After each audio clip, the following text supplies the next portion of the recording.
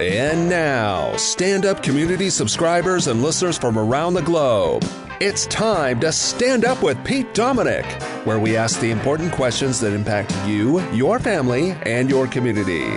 Such as, will the local farm supply store allow returns on grain feed if my dog stops rolling in it? And with China now rising to perhaps be the largest economy in the world, how can I get more of those super rad bootleg B-movies? And now, the podcast host who could MC an event from space as long as the wealthy philanthropist flew him there, Pete Dominic. That is right, sir, which is why I need you negotiating all of my gig contracts, because I generally drive myself there and get the cheapest airplane seat. I always feel guilty, especially when working with these nonprofits. I would never want to nickel and dime them, but I am quite a talent and available for bar mitzvahs, birthday parties, and any other thing you need. Hi, everybody. How are you? Hello, friends. Thank you very much for all of your feedback this week. When I asked at the beginning of the week your thoughts on the opening of the show and how it might be done differently and what you like and what you don't like, overwhelmingly, the sentiment was, keep doing what you're doing. We love it.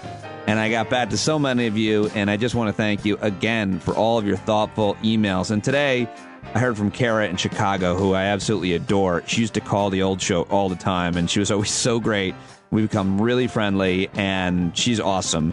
Lives out there with her husband, kids, and amazing woman. And she texted me today. She's like, hi!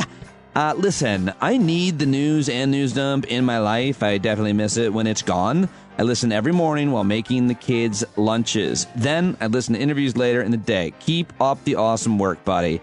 Made me so happy, Kara. Thank you. And thank you to everybody who reached out and connected with me and gave me all that feedback. I greatly appreciate it. And it really, really motivated me, is motivating me right now to put together an awesome news segment. I mean, there was a lot of notes and ideas and little criticisms and so on, but I'm super amped up and motivated and inspired to do a robust, awesome, great opening news, because I know you're listening. I know you count on it. And I really appreciate you trusting me to pick the stories that I think are the most impactful and important and get as much news as I can get in 20 to 30 minutes each day. And sorry if I go any more than that. I really do want to try to keep it to that. So thank you to everybody who gave the feedback, and especially those of you who are subscribers. I really appreciate it. If you're not, go to standupwithpete.com, standupwithpete.com right now and sign up. What are you waiting for?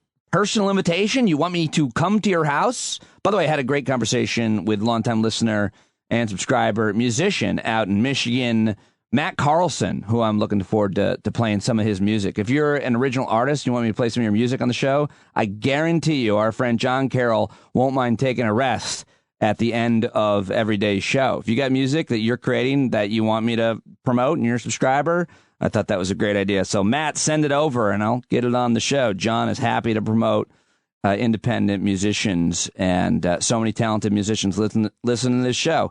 So, think you're going to like today's show. I had two great conversations. Our friend Bill Boyle in D.C., joined me. A listener emailed yesterday and listed Bill Boyle as one of his favorite guests on the show. I said, but don't you think he seems like a pretentious, elitist, Washington, D.C. know-it-all? And he said, well, yeah, but I like him. That's why I like him. He's a smart guy. I like his analysis.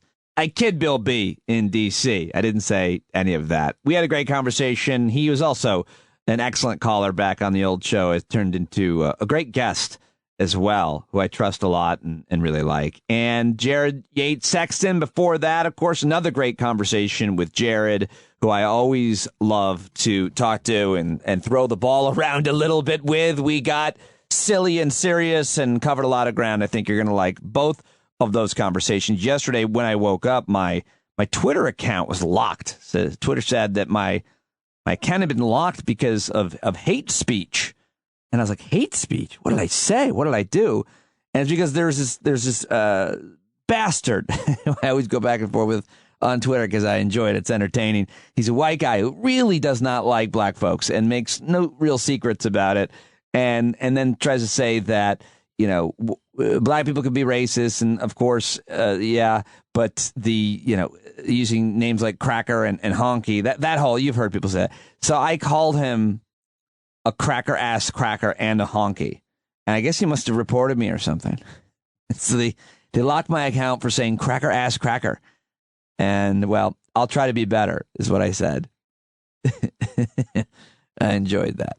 And finally, not going to be able to host the Hangout again for a second Thursday in a row, but I will Friday night, and I'll let you know exactly what hour works best, probably 7 or 8 Friday night, because on tonight I've got to be Thursday, the 21st, I'm attending our Board of Education meeting where it is going to be the folks who want to welcome and learn and teach about diversity and inclusion, like we always have, we thought was a very American thing to do, versus the parents who are terrified that we're teaching their kids apparently to hate themselves and hate who they are, and critical race theory and patriotic history and all of that. That's happening tonight. So I'll have a lot to say on the Friday show, and it's gonna be nuts. That's for sure. But we've organized really well in my community, a whole bunch of awesome parents, a diverse group of parents who are going to all be there and make a great show. And I'll hopefully get to make a few comments at the 3-minute public comment period. So no hangout tonight because of that, but Friday night we will hang out. And let's get to that news right now. Let's do the last 24, shall we? Lots to talk about. Had the voting rights bill go down in the Senate when every Republican voted against expanding voting rights. Get into that with you. January 6th committee hearings got pretty animated. Got a few clips on that. Walkout at Netflix over Dave Chappelle's special. That doesn't seem to be going away, and more. But let's start with the COVID news. Yeah, big news on the COVID front. The FDA authorized Moderna and Johnson & Johnson boosters and is allowing a mix and match booster strategy. Did you get all that? The Food and Drug Administration Wednesday authorizing booster shots for tens of millions of recipients of Moderna's 2-dose coronavirus vaccine. That's me, Moderna Juice Man, and the roughly 15 million who got Johnson & Johnson's single-dose shot, significantly expanding the nation's campaign to bolster protection for vulnerable people. The agency also updated its authorizations for all 3 vaccines, Moderna, Johnson & Johnson, and Pfizer-BioNTech, to allow medical providers to boost people with different COVID-19 vaccine than the one they initially received, a strategy known as mix and match. That's what it's actually being called. So I'll talk with experts in the coming days about that. I'm sure you have a lot of questions. Send them my way, like everything else, and I'll find the right people to ask. standupwithpete@gmail.com for any of your questions about that. And other COVID news, Britain resisted calls to introduce virus restrictions amid rising cases for now. Melbourne, Australia, is opening up. And that apparently is going to be a big, big party. It's going on right now. New York City is now mandating vaccines for all city workers with no testing option. And you know who the least vaccinated are? Apparently sanitation workers of all the city workers. What's that about? Like 53%. Also low on the list, EMTs. Hard to understand that. Unions divided in response to New York City's vaccine mandate for city workers. White House officials anticipating vaccines soon for those 5 to 11 will rely on doctors, clinics, and pharmacies. Russia is closing workplaces for a week after COVID deaths hit record levels there. New virus cases are on the rise in some Caribbean islands, according to the World Health Organization. Egypt imposing a vaccine mandate for all government workers and university students. And the Gates Foundation is pledging $120 million to help get COVID pills quickly to poor countries. And apparently, Bill Gates is going to deliver them to young, pretty girls himself, which I thought was really cool of Bill Gates to offer to do. And that is today's COVID news.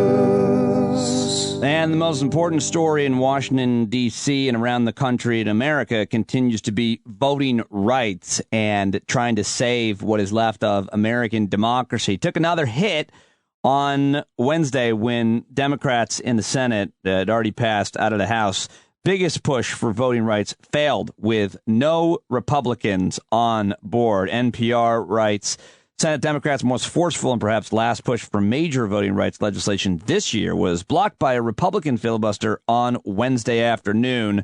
Got a lot of commentary on that. Bill and I talked about it. didn't happen when I was talking with Jared. Hadn't happened yet, but obviously I've talked with him about it a lot. But here is Claire McCaskill, former senator from Missouri, talking about it on MSNBC yesterday with Nicole Wallace. Well, first of all, let me say clearly why these voter suppression laws are happening. And I'm going to quote Senator Warnock. He said it best. Some people don't want some people to vote. And the some people are the Republican Party, and the some people they don't want to vote are the people who don't vote for them. So what really is getting teed up here, and I do think this will make a difference, what happened today. Joe Manchin was for this bill. Joe Manchin negotiated this bill. And Joe Manchin has been given the ever-loving arms of the Republican Party around him. Oh, Joe's our guy. Joe's standing up for what's right. He couldn't get one vote for his bill. It makes Joe Manchin look so weak that he can't manage one Republican vote. And I think this is a moment where they got to, like, and by the way, it's not just Joe Manchin and Sinema. There are other senators. I know for a fact there are other Democratic senators that are patting Joe Manchin on the back and saying, I'm glad you're doing this. Reporters should ask every single Democratic senator to get on the record as to whether or not they would vote to carve out the voting rights legislation from any filibuster attempt. That should happen right now, and every voter in their state should know about it. And I really do think we maybe move the needle a little bit on a carve out today, because the states that have passed these laws are the states we have to win to hold the majority. That is right. Good commentary from former Senator Claire McCaskill. And also on that panel was Ari Berman, who, of course, award-winning journalist. No one has covered voting rights better than Ari Berman. Get his books, read his articles, subscribe to Mother Jones. But here is what he had to say, scathing criticism that Joe Biden and the Biden administration not putting more emphasis on this issue, at least with the bully pulpit, with rhetoric. I can't explain the Democrats. 70% of Americans support the Freedom to Vote Act, according to Data for Progress poll. But as Senator King went through on this program, you've got a super micro minority of Republican senators who represent 21% of the country who will kill it if they don't carve it out from the filibuster, as Claire just explained. Is all of that sort of public opinion, is all of that political power reality check on their minds? Or what do you think happens next, Ari? Well, I think clearly, Nicole, the parties have different priorities. The central organizing principle of the Republican Party right now is voter suppression and election subversion and extreme gerrymandering. And they've done all of those things in the first 9 months of this year, following an attempt to try to overturn an election and an insurrection. So they just keep going and going and going when it comes to undermining democracy. And what is Joe Biden doing today when Republicans are filibustering a voting rights bill? He's talking about infrastructure and budgets. So he's not talking about voting rights. So the leader of the Democratic Party is MIA right now when it comes to protecting voting rights. One statement, one speech is not going to get this done. We need a full court press from the White House to reform the filibuster, to pass voting rights legislation. We have not seen that. We have seen the White House prioritize passing an infrastructure bill. We've seen them prioritize passing reconciliation. We've seen them do a full court press when it comes to raising the debt ceiling. We have not seen that same sense of urgency when it comes to supporting voting rights. Now, maybe it won't matter. Maybe Joe Manchin is unwinnable, but at least you have to try. And that's the frustration here, is that the White House hasn't even tried, and that Democrats have to be as aggressive at fighting voter suppression as Republicans are at doing voter suppression. And we are still missing that sense of urgency, especially from the president. All right. So that's Ari Berman's take on what Biden should be doing in terms of priorities. And now here is the Senate Majority Leader Chuck Schumer on the Senate floor after the vote went down. Let there be no mistake. Senate Republicans blocking debate today is an implicit endorsement of the horrid new voter suppression and election subversion laws pushed in conservative states across the country. By preventing the Senate from functioning as it was intended, Republicans in this body are permitting states to criminalize giving food and water to voters at the polls.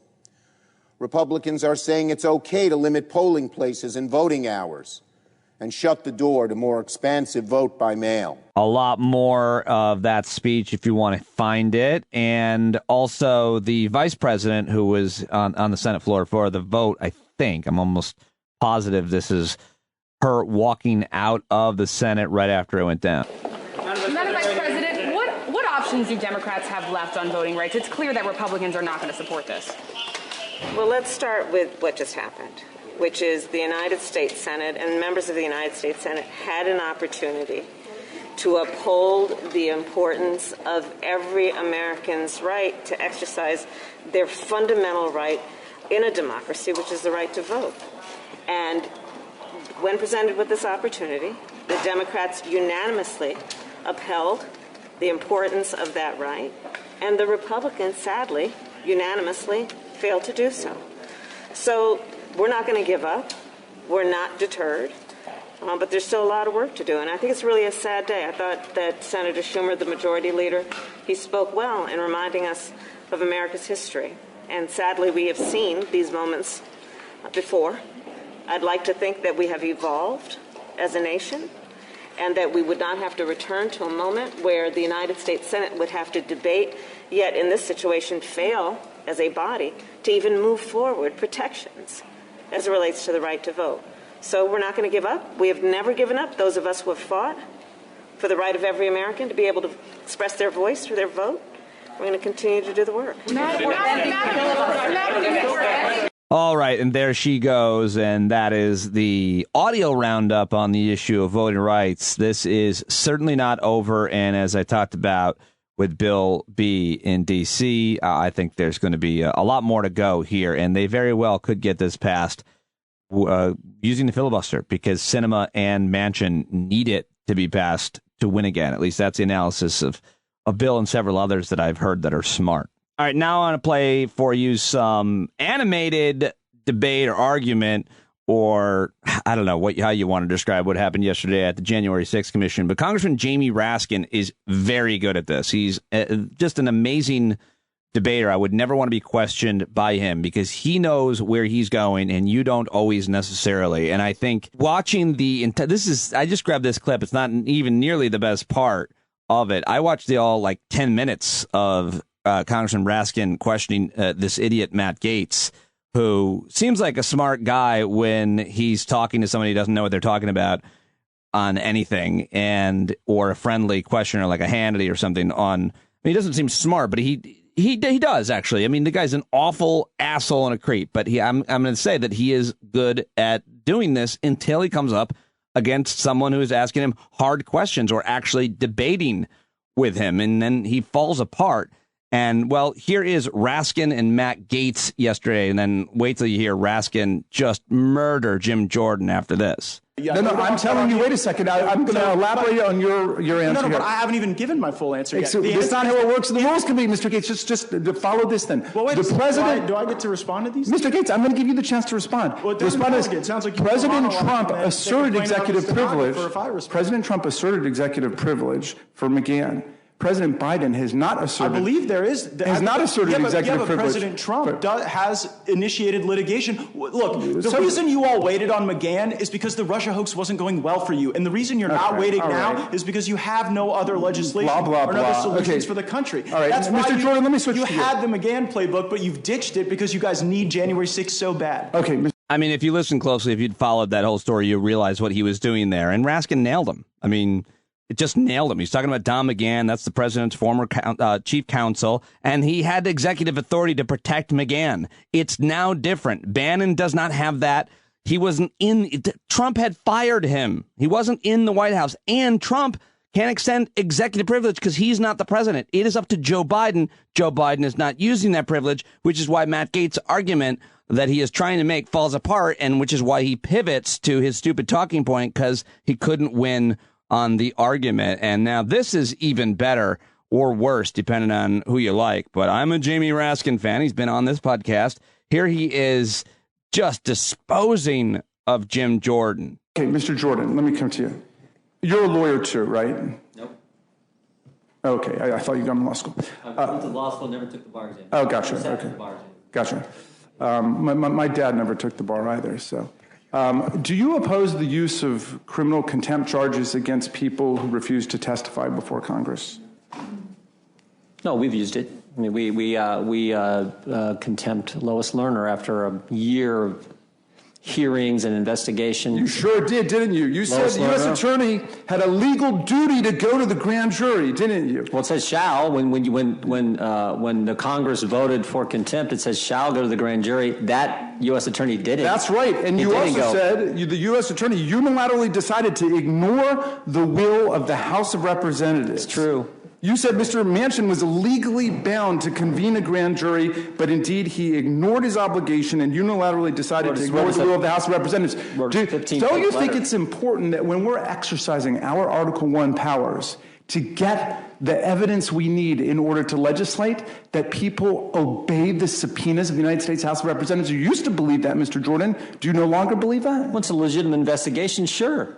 All right. Sure. In 2012, the Oversight Committee approved a resolution holding Attorney General Holder in contempt of Congress. Do you remember that one? Say it again. I was thinking I was going to elaborate on the answer when you cut me off to ask me the question again. Well, continue, Mr. Jordan, because everybody's always violating your rights. So I'm going to give you all the time you want. No one's violating my rights. Okay. Well, look, let me remind you what you said when Attorney General Holder was held in criminal contempt of Congress. We simply want the facts. Because Attorney General Eric Holder will not provide what the law requires, we are left with no other option except to hold him in contempt. We're doing the exact same thing, Mr. Jordan. No, we're with not. all the bluster about the border and all the other nonsense you're talking about, Russia and everything, we are holding him in contempt for violating a subpoena of the United States House of Representatives. There wasn't some special select committee that Republicans were not permitted to serve on that issued those subpoenas. That's not the case. All right, well, let's close with this. Mr. Jordan, why did you vote against the commission of 5 Republicans, 5 Democrats equals subpoena power? Why did you oppose that? Are you also not interested in what happened to us on January 6th? Of course, everyone is interested in holding people accountable who did wrong. The FBI is doing that. The Justice Department is doing that appropriately. So what I'm not interested in. So why did you have all those Benghazi investigations if motivated Congress should be investigating? Because Hillary Clinton misled the American people. Mr. Chairman, I yield back to you. I yield back to you, Mr. Chairman. Boom. If you want to... Oh, there it is. There it is. Listen to Jim Jordan's exasperation there. Mr. Chairman, I yield back to you. I yield back to you, Mr. Chairman. If you want to... Oh, he knows he got beat. He knows he got beat because Hillary Clinton misled the American people. You know she didn't. She did nothing wrong. She testified for 11 hours. Imagine if Donald Trump came and testified for 11 hours, much less Steve Bannon or Kevin McCarthy or Mark Meadows, any of them. None of them will do it. They're cowards. They are working with the committee, however, but Bannon isn't because it's good for his brand, of course. God, I can't believe that I shared a studio with him and talked to him every single day. Still so weird and surreal. Okay, moving on. Dave Chappelle's stand-up special, The Closer, and Netflix, still a lot of drama, controversies around it. Netflix employees actually took it to the next level and staged a walkout yesterday. Here's Kimberly Givant at the recount, recapping it in about 1 minute. Thought this was an important issue and a good recap from the recount. Dave Chappelle's new stand-up special may be called The Closer, but the drama surrounding it over at Netflix is never ending. Weeks after the special's release, the streaming giant is still grappling with internal backlash. On Wednesday, workers staging a walkout, the latest episode of employee unrest surrounding Chappelle's stand-up. Many on Netflix's staff were angered by Chappelle's special, criticizing it as transphobic, and perhaps even more angered by the company leadership's steadfast defense of it. Only recently has Netflix co-CEO Ted Sarandos acknowledged he, quote, screwed up in the handling of employee concerns. Employees are demanding the company better support its trans and non-binary employees. Last week, Netflix fired a black trans employee for allegedly leaking, quote, confidential, commercially sensitive information outside the company. That information was reported by Bloomberg and included how much Netflix paid for The Closer and how many people it reached. That action came after the company suspended and then reinstated 3 workers for crashing a meeting of top executives, one of them being a trans employee who spoke out against the special on Twitter. All right, there you go. That's from the recount. And here's at this protest, Ashley M. Preston who spoke at the protests and activists yesterday. I'm here to let Ted know that if he won't stand up for their rights, we will. And that's the reason why we're here today. We are here today not because we don't know how to take a joke. We're here because we're concerned that the jokes are taking lives. And that's not a laughing matter. Another speaker at the protest was Eureka O'Hara. And I need everyone to understand that. But first, before anything else, understand that your jokes are promoting hateful and discriminatory behavior and conversation. And that is what hurts us. That is what is hurting us. It is not the fact that you laughed at it. It's the fact that you're laughing in the face of our pain. You're laughing in the face of us telling you that what you said wasn't okay, and it's affecting people in a negative way. All right, that's just a couple of the folks who spoke at that protest at Netflix walkout yesterday over Dave Chappelle's special. I don't know what your thoughts are on that, but I'd love to. I can't wait to talk about it with you and hear from you. I had a lot of great feedback from my interview with Jesse Gender last week on this issue and more about the trans community. I learned so much, and I highly recommend. If you didn't hear that episode, that conversation, check it out. It's in, of course, the archives. Go to standupwithpete.com and listen to my conversation with Jesse Gender on that. I thought we did a really, really good job. Okay, and finally, I wanted to play just two clips from CNN where John King, whose show I worked on and who I get to know really well back in 2010 or 11, that CNN hired me to work on his show called John King USA. And apparently he had MS. He had been diagnosed with MS just before I started working on that show, but nobody ever knew. And John was never one to share too much personal. I mean, we talked a lot about a lot of things off the record and some personal things, but not that much. I didn't get that close to him. I mean, we hung out several times, went out for beers several times. He drove me home several times. We had great talks. He was always supportive of me, a cool guy, but very professional and objective and straight objective journalist as you can be, although Jared and I talk about that not existing. But John always tries his best and rarely, if ever, brings in his personal life. But he talked about that as a result of the propaganda and the misinformation surrounding vaccines. And John was fired up. Listen to this. I thought it was really good. With your permission, I got a lot of questions, John, as a friend and a colleague. Fire away. You just said 13 years, diagnosed 13 years ago. Yeah, I've had problems going back to when I was covering the Clinton White House. I have not been really able to feel my legs since the late 1990s, and it took a while to figure out what it was. And after I had some issues covering the 2008 Republican convention for CNN, when I had problems, problems moved from my legs up into my upper body and my hands. And that's when I got the diagnosis, the MRIs and the scans. And they diagnosed me with MS. And back in those days, it was frightening. It was very frightening. And I decided to keep it a secret. And then I kind of got caught in that. And, a dozen people know, my siblings, my family, those closest to me and my family have known about it. And then more recently, I told some people that I work with. Mistake to keep it a secret, because if I can do anything to help, I should have done that. I was scared early on. It's a challenge. It sucks. Every day it is with me in some nagging way. In other ways, some days it's with me in more profound, challenging ways. You fall down. You can't pick things up. But I'm so lucky, John, and that's the point. That's one of the reasons I've been reluctant to talk about it, is that there are people who get this disease and other diseases who are not so lucky.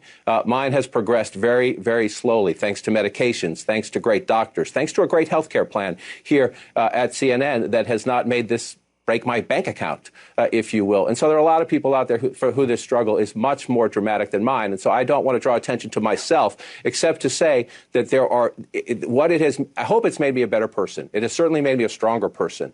But what it has made me aware of is that whether it's somebody you love or a perfect stranger, there might be somebody out there that you should help. Forget about politics. What did our mothers tell us? What did our priests and our rabbis and our ministers tell us? Love thy neighbor. If you can do a simple thing like this, or like getting a shot that we all know now is safe, that helps somebody else and helps yourself, why not? And if you don't want to do that, fine, that's your right. Don't lie about it. John King on CNN yesterday with John Berman, fired up. I've got more from him, too. Just another quick clip on that in that same interview. But fun fact about John King, I'm almost positive he was born and raised Catholic in New England. I think he grew up in Massachusetts, big Boston Red Sox fan, and then converted to Judaism when he married Dana Bash. They got divorced, separated years later. But anyway, I just thought that was interesting. But this is a little bit more from John King, because I think this is important? I wasn't planning on it, John. We were having a conversation about vaccine misinformation in the context of the death of Secretary of State Powell. And Dr. Wen, one of our great medical experts, was talking about how we shouldn't be lying about vaccines because the data is overwhelming. This is not a debate anymore. The data is overwhelming. The vaccines work. We should not be lying and being reckless and dangerous. And she talked about a sense of community.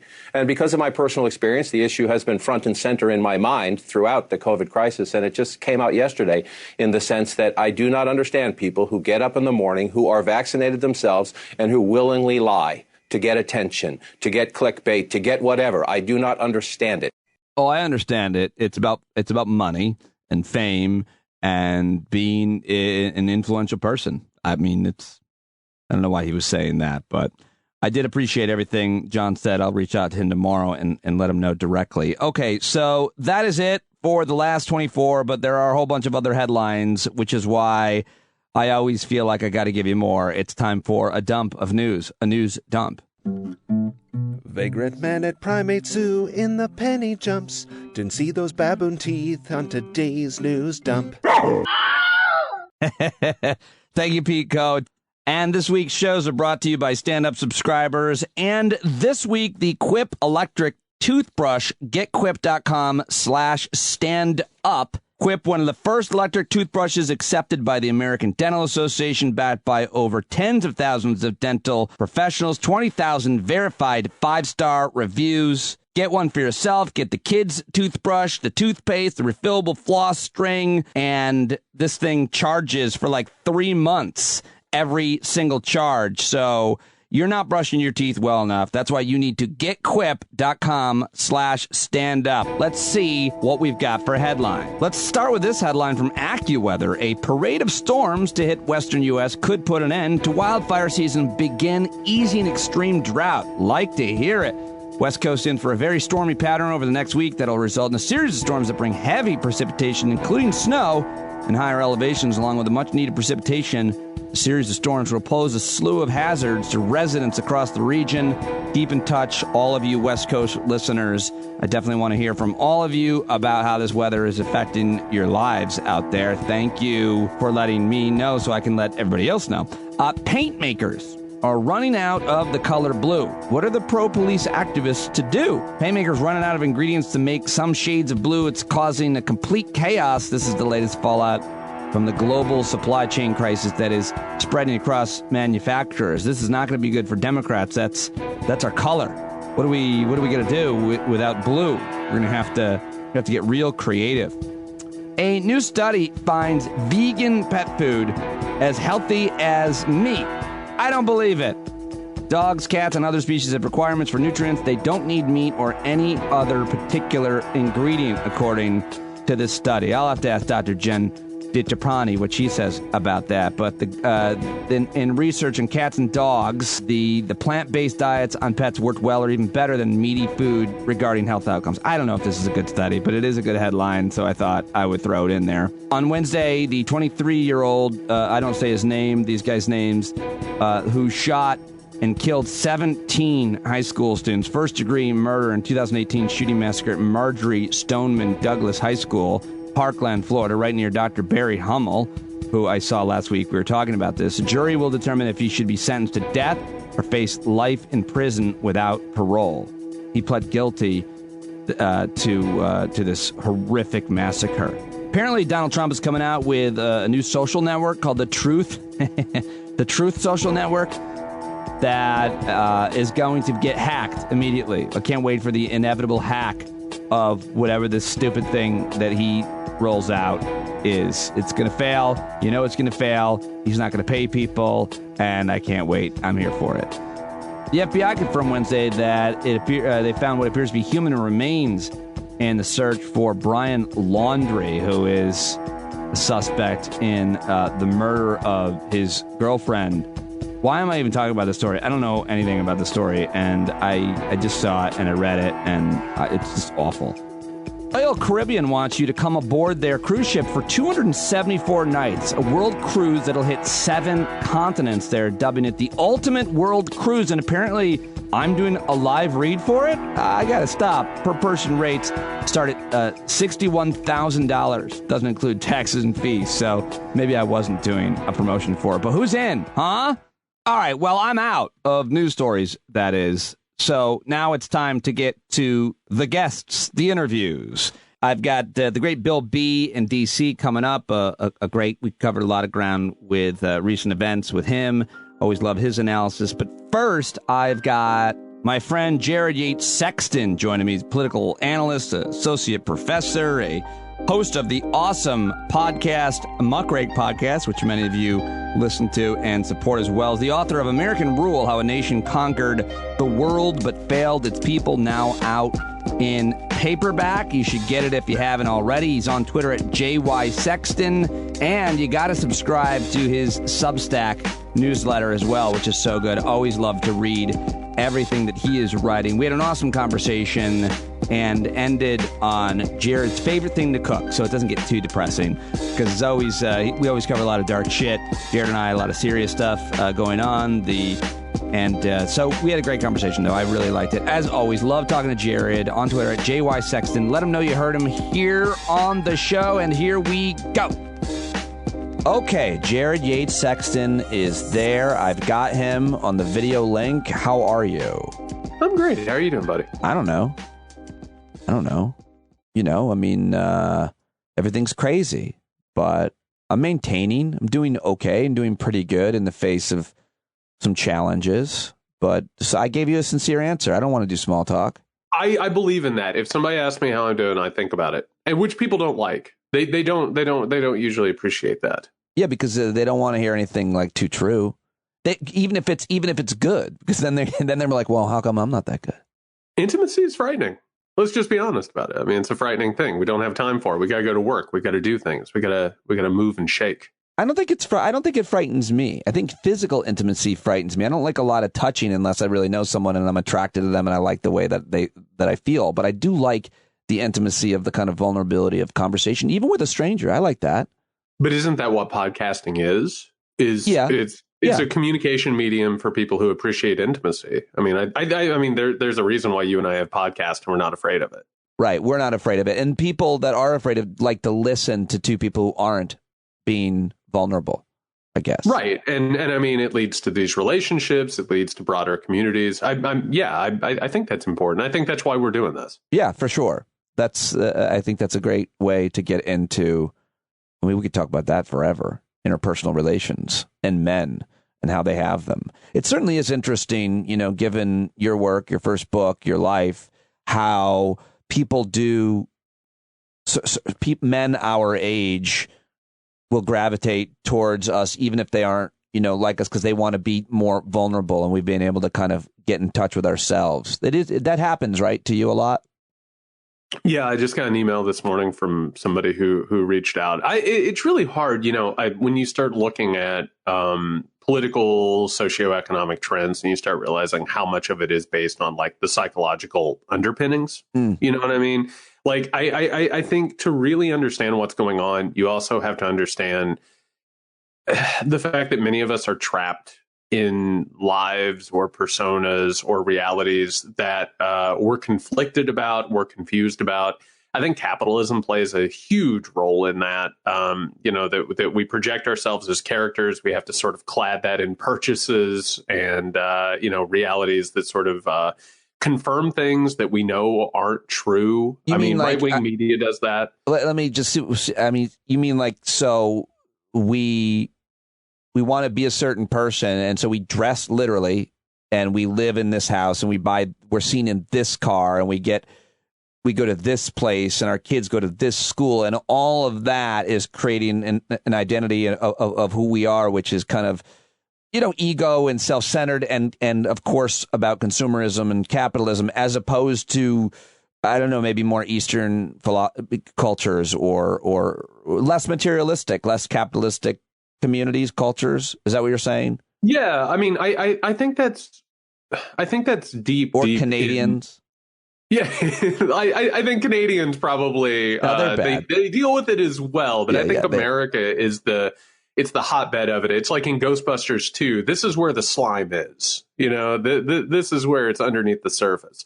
And I think it's kind of horrific to really wrap your head around it. I've been talking a lot recently with people about like Fox News, and it's really hard to sort of wrap your head around the fact that like you have like an entire crew of people who are vaccinated. They work in a place that has vaccine mandates, and yet they go on the air, consistently spew this misinformation that they know is misinformation and is going to get people killed. Yeah. It's going to ruin lives. But they know that it's a marketing demographic because there are millions of Americans who, in order to maintain their own personas and their own sort of accumulated life of denial and delusion, they need a cable network out there that is going to feed them the misinformation that goes ahead and maintains that idea and keeps them from thinking about who they are and what they do. And I think that honest to God is a really horrific truth, but it doesn't make it less true. It is what's actually happening here. And I think right now we're in the middle of not just a political, economic, and social crisis. I think we're in an existential crisis that is based on exactly what we're talking about right here. People's own views on how they see themselves in the world, in their community, and in their country, and what they need to perpetuate those views. Yeah, so I mean, take it into like maybe a liberal lens too. Like you're talking about Fox News and the poison and propaganda that they're selling, but what about the rest of us who aren't in the cult? Not even liberal, not even considered like the rest of us. Yeah, that's actually a big part of all of this. I mean, we're looking for saviors and messiahs. We're looking for people to tell us that everything is going to be okay, And that, by the way, can be everybody from Ruth Bader Ginsburg to Robert Mueller to, Nancy Pelosi has, a secret plan to put everything to rights. And, we all look for this stuff. We all look for the reassurance that our worldview is correct or that it will eventually win out. And it turns into this weird sort of a religious faith almost, even though it's secular. And what I keep finding in my research is that this has always been the case. I mean, everything from religion to ideology, socialism, communism. I mean, right, for the book I'm writing right now, I'm looking at the founding of communist Russia, and it's like Vladimir Lenin did not want to be turned into a messiah, and yet turned into a messiah in order to play upon those religious ideas and the faith. And I think it has everything to do with what we believe or what we want to believe. The religious ideas and faith in his economic idea, in his. No, he got turned into actually a messiah. They started talking about him being resurrected.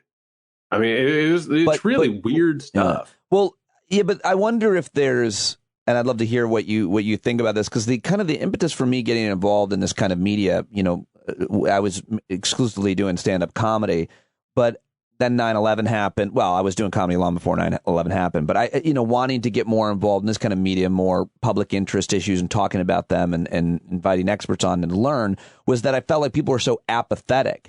So forget liberal or conservative or what my worldview is. It's that you don't have a worldview. And I feel like those are to some extent still those people are the problem. And let me just look at my own kids.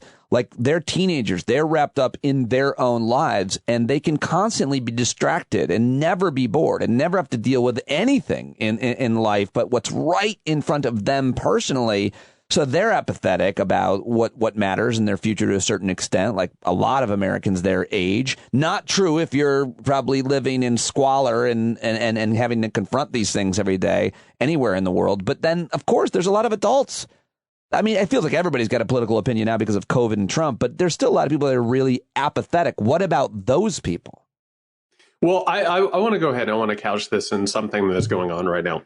We are in the middle of what people are now terming the Great Resignation, right? Which is where people are walking off their jobs. They're not, fascinated. They're not working in restaurants. They're not working in the service industry. And before we talk about this and take this for a walk, let's be very clear that the reason why these people don't want these jobs is because they are constantly mistreated, exploited, and taken advantage of. And that the pandemic has made it very clear that these people don't care about their well-being. You are going to come to work, you're going to get COVID, you're going to possibly die, and you're going to be used up and spit out. They do not care about you. Or even more realistically, you're going to get COVID and you're going to be sick, and then we're not going to pay you. Yep. While you're sick, most likely you're most likely you're not going to die, but you very well could be very sick. We won't pay you. You might never get your sense of smell and taste back. Like, there's a lot of consequences before death that matter probably more because you're still alive and you're still pissed about it. Sorry to interrupt you. Go ahead. No, absolutely. And so let's go ahead and look at the different factors that are coming from things like the mass resignation. Like, we need a reckoning. We need some sort of a change in terms of how labor and employment works in this country. It's gone completely off kilter. Yeah. This could potentially, if things work out, it could make life better for people. It could actually create some sort of a movement that could actually put things at least nearer to rights. But guess what? In the meantime, you're going to have to wait longer in a line at a grocery store. In order to get a seat at a restaurant, you're going to have to wait longer.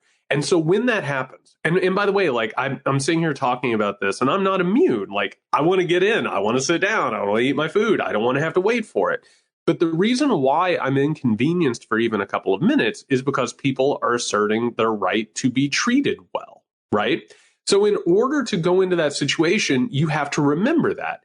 Guess what? Living in a world where you think about how your actions affect other people, it's exhausting. It takes energy. It takes an awareness that sometimes we don't have or we can't muster up. But I'm seeing people left and right, and I'm sure you probably have too, they're getting pissed. They're getting violent. They're getting angry. They're like starting to go off on people. And the people who are still working at these restaurants and service places, it's not their fault. Right? They're being exploited as well. There are other human beings who are living in the world. Well, so in order to remember that, it takes like this level of awareness and energy and all this stuff that maybe you can muster up. What happens on the right is they say, you don't have to think about other individuals. What matters is your convenience. What matters is you getting your food. What matters is you getting your groceries. What matters is you getting out of there as quickly as possible. And those types of interactions are happening on multiple levels, which is a lot harder to talk about and wrap your head around, and actually a lot scarier than just thinking the left, the right, the red, the blue. I think everything you just said is so important, and I really want to examine it and unpack it all. The only thing I would push back on is that that's a province of the right. Americans, apolitical, exactly. And let's just talk about the left. I'm on the left. I want what I ordered right fucking now, and I want it to be very cheap. And if those are all of my demands, somewhere along the line, the thing that I ordered might be being made by someone with no labor regulations, which is going back to the earlier conversation about economics. I mean, the bottom line is in America, we've become so impatient. You know, just an anecdote, but in Sicily, where my wife's family's from, if someone stops in the street in their car and starts talking to another person and you're in the car behind them, that was outrageous to me. Like, what are you doing? Move. I'm behind you in this car. They just started talking, Jared. And I'm like about to lay on the horn. My wife's like, what are you doing? This is not America. The point being, like, I needed to get somewhere. That guy was just socializing. That's who we are, for better or for worse. And for a lot of people that are impacted by it, that are doing the work, it's certainly for worse. So changing that is really tough. And if it's not going to be happening fast and convenient and cheap, then most of us are going to be pissed. And I'll tell you, like, to go ahead and lay my cards on the table, because this is not about casting dispersions. Like, as the pandemic was like really coming into full bloom, I'm a college professor. My classes went online to Zoom. You know what I mean? And like, I was able to stay gainfully employed. On top of that, like, I wasn't going to restaurants, but I was able to use DoorDash or Grubhub, right? And I was like, oh, thank God I'm able to get this stuff delivered. Well, guess why that's cheap and affordable, and it can happen? Because there are people who are being taken advantage of. My dollars were going to fund these things that not only are they exploiting people, they're creating a brand new neo-feudalistic type society where you're not even going to get benefits. You know, you're going to work more than 40 hours. You're not even going to get to know your fellow employees. And I'm making sure that because I'm convenienced, because I'm being made safe, because I'm a middle class person, that I'm making sure that other people are going out and taking the risks for me. Now, the problem there isn't necessarily a personal failing. The problem is that we have a system where you cannot make choices that don't hurt other people. I mean, I'm sitting here talking to you. You're exactly right. I'm looking at my iPhone right now. This thing should not be affordable. The reason it's affordable is because for the longest time, there were these exploitive networks that have been created for us, right, as Americans to be the consumerist center of the world. Those things were created to basically take advantage of slave-like conditions, to have militaries go in and take over resources and exploit those people. And so as a result, we're able to be away from it, but it doesn't change the moral and ethical implications of what we're doing. So the bigger problem is not what you and I are necessarily deciding to do. The bigger problem is that the systems that are in place make it impossible to exist without these things occurring. So we're talking, though, about how the pandemic is creating a shift or a restructuring of how we live and, more importantly here, how we work. The Great Resignation, Striketober, a lot of folks have been predicting and seen organized labor become more popular, more useful as more and more people discover, frankly, what it is. A lot of people, young people, join the workforce, don't even know what a union is or if they've heard it be demonized. So what are you seeing happening? And what do you hope will happen? There are really good things happening in certain places, and specifically just people doing their own thing. I, of course, was forced into the situation I'm in now, but I love working for myself and creating my own thing and being in a shed. And I'm in better physical shape than I've been in since I was 26 as a result. So I didn't want this, but, and so what's happening? What are we seeing? What are the good things? Well, first of all, solidarity to all the striking workers. Kick some ass, win this thing. We were talking a little bit before we started recording about like my family and the experiences there. I've got family right now that are working 6 to 7 days a week. And I'm talking 10 to 12-hour days. I mean, they're working upwards of 80 hours a week. 2 careers within one career's no choice. Like whatsoever. 2 jobs, like what do you mean? Like, can you say? The responsibility of 2 jobs within one job. I mean, literally not a day off for 3 months at a time. That's not the way it's supposed to work. That's grueling. It destroys a person. It's not worth it. You know what I mean? And meanwhile, basically, you're told, well, you'll never be able to get a job. You'll never be able to do that. Industry in this country has been completely hollowed out. And real fast, just a bit of historical context, which I didn't understand until I was doing the research. The unions, particularly in the 20th century, there were two different types of unions. Of course, you have the international workers, the Wobblies, right, who wanted everybody to get on the same page, whether you were American, Canadian, around the world. They wanted everybody to be in the struggle together.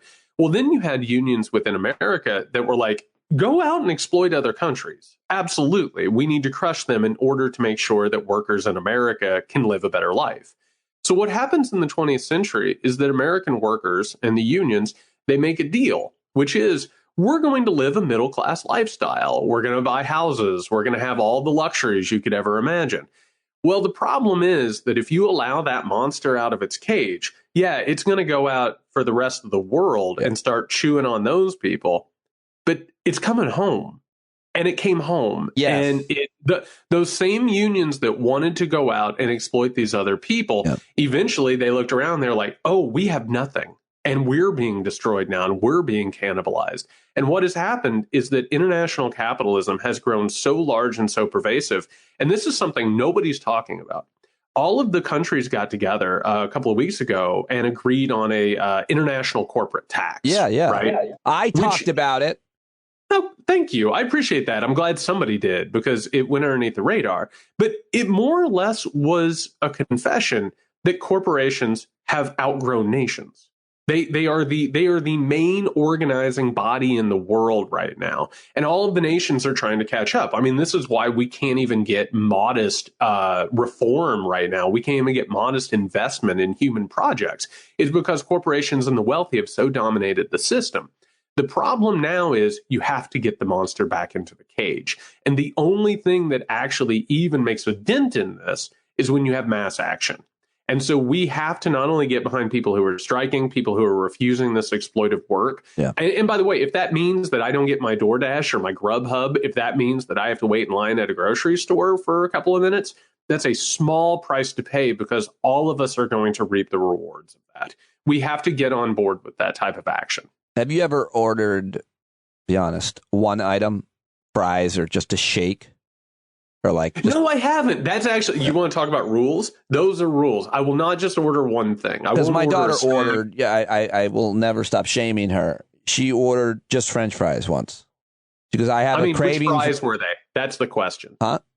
Which fries were they? They were McDonald's. Yeah, okay. That's a but little more. But I said, I shamed her. I said, you ordered, because, this is, I'll just continue to throw her under the bus. This is emblematic of our society. I have a craving for McDonald's French fries.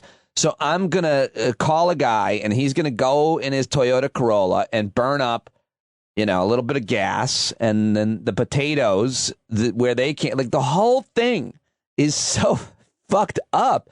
And in her case, I've just kind of like, you can't do that. You got to order a full meal and maybe a couple of full meals if you're going to send someone out to pick it up. That's my moral compass, at least. One of the most telling moments of the past couple of months, and I laugh about this at least once a day, because the essence of comedy, by the way, is horror, right? It's thinking about something that makes you incredibly uncomfortable and it can disturb you.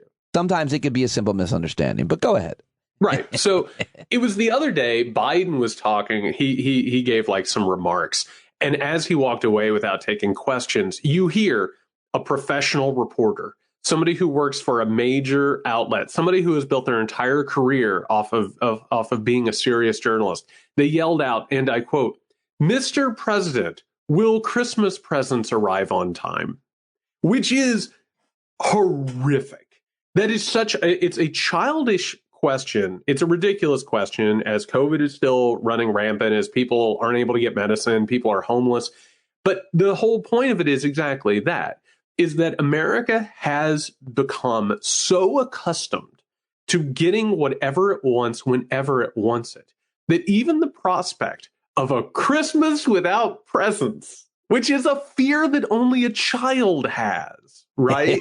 like that is something that only a little baby child who going back to what we were talking about a little bit earlier, that is like this very self-centered idea that, that children can sometimes have about the world, and you forgive them because they don't know any better.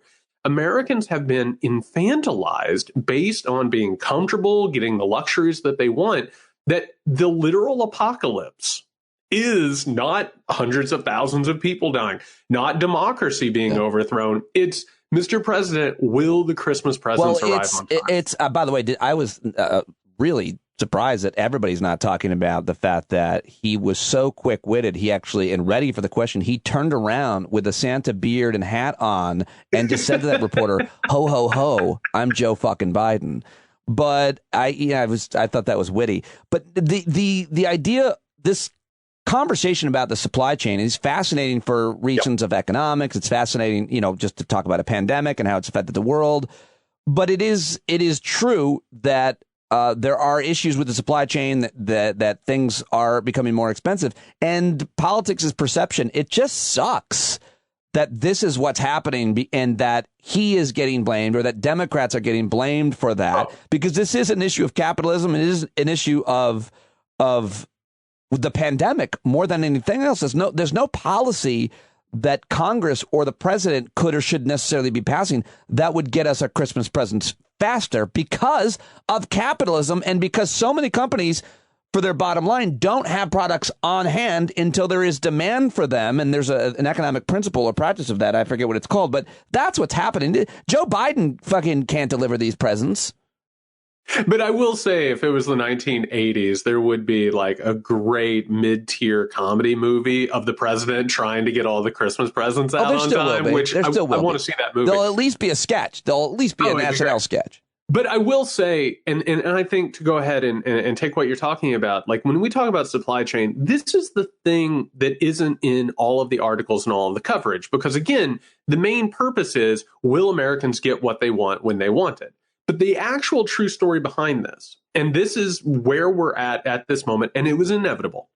We have been told for all of our lives that the most talented, knowledgeable technocrats are on the job. And listen, you don't understand this stuff. You're not smart enough to grasp all of the decisions that they're being made. But when you go to bed at night, you need to remember that the smartest, brightest, most responsible people are on the job and everything will be fine. Well, guess what?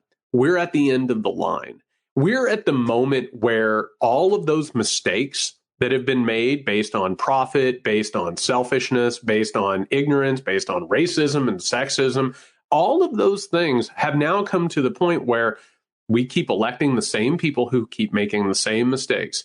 There comes a certain point where you can't hide the mistakes anymore. And all of a sudden, everything comes to just an absolute calamitous end.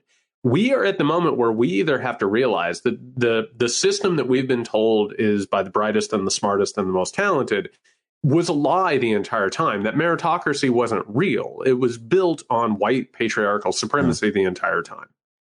Well, I think the problem, though, with that criticism, although I agree with it, is that it needs to be a little bit more nuanced in that the system, capitalism itself, has worked for millions and millions of Americans that had amazing lives, their whole lives. And earlier, the point you made about, kind of the chickens coming home to roost, that was always inevitable. It seems that it's always inevitable. When people do greedy, evil things do come back. But sometimes it takes 20 years or a whole generation. So oftentimes, I would argue, the people who committed the atrocity, the error, the stupid policy are never alive even, or certainly not affected by it. Donald Rumsfeld's life didn't suffer as a result of the Iraq War. He just passed away. Same thing with Colin Powell.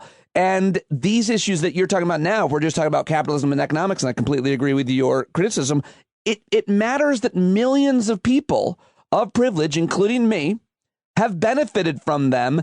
And so don't care about creating change because it's mostly worked for us. And that's why we have fights about insurance. That's why we have fights about guns, because most people actually aren't worried. Most people have insurance. They're not that worried. Most people don't get shot.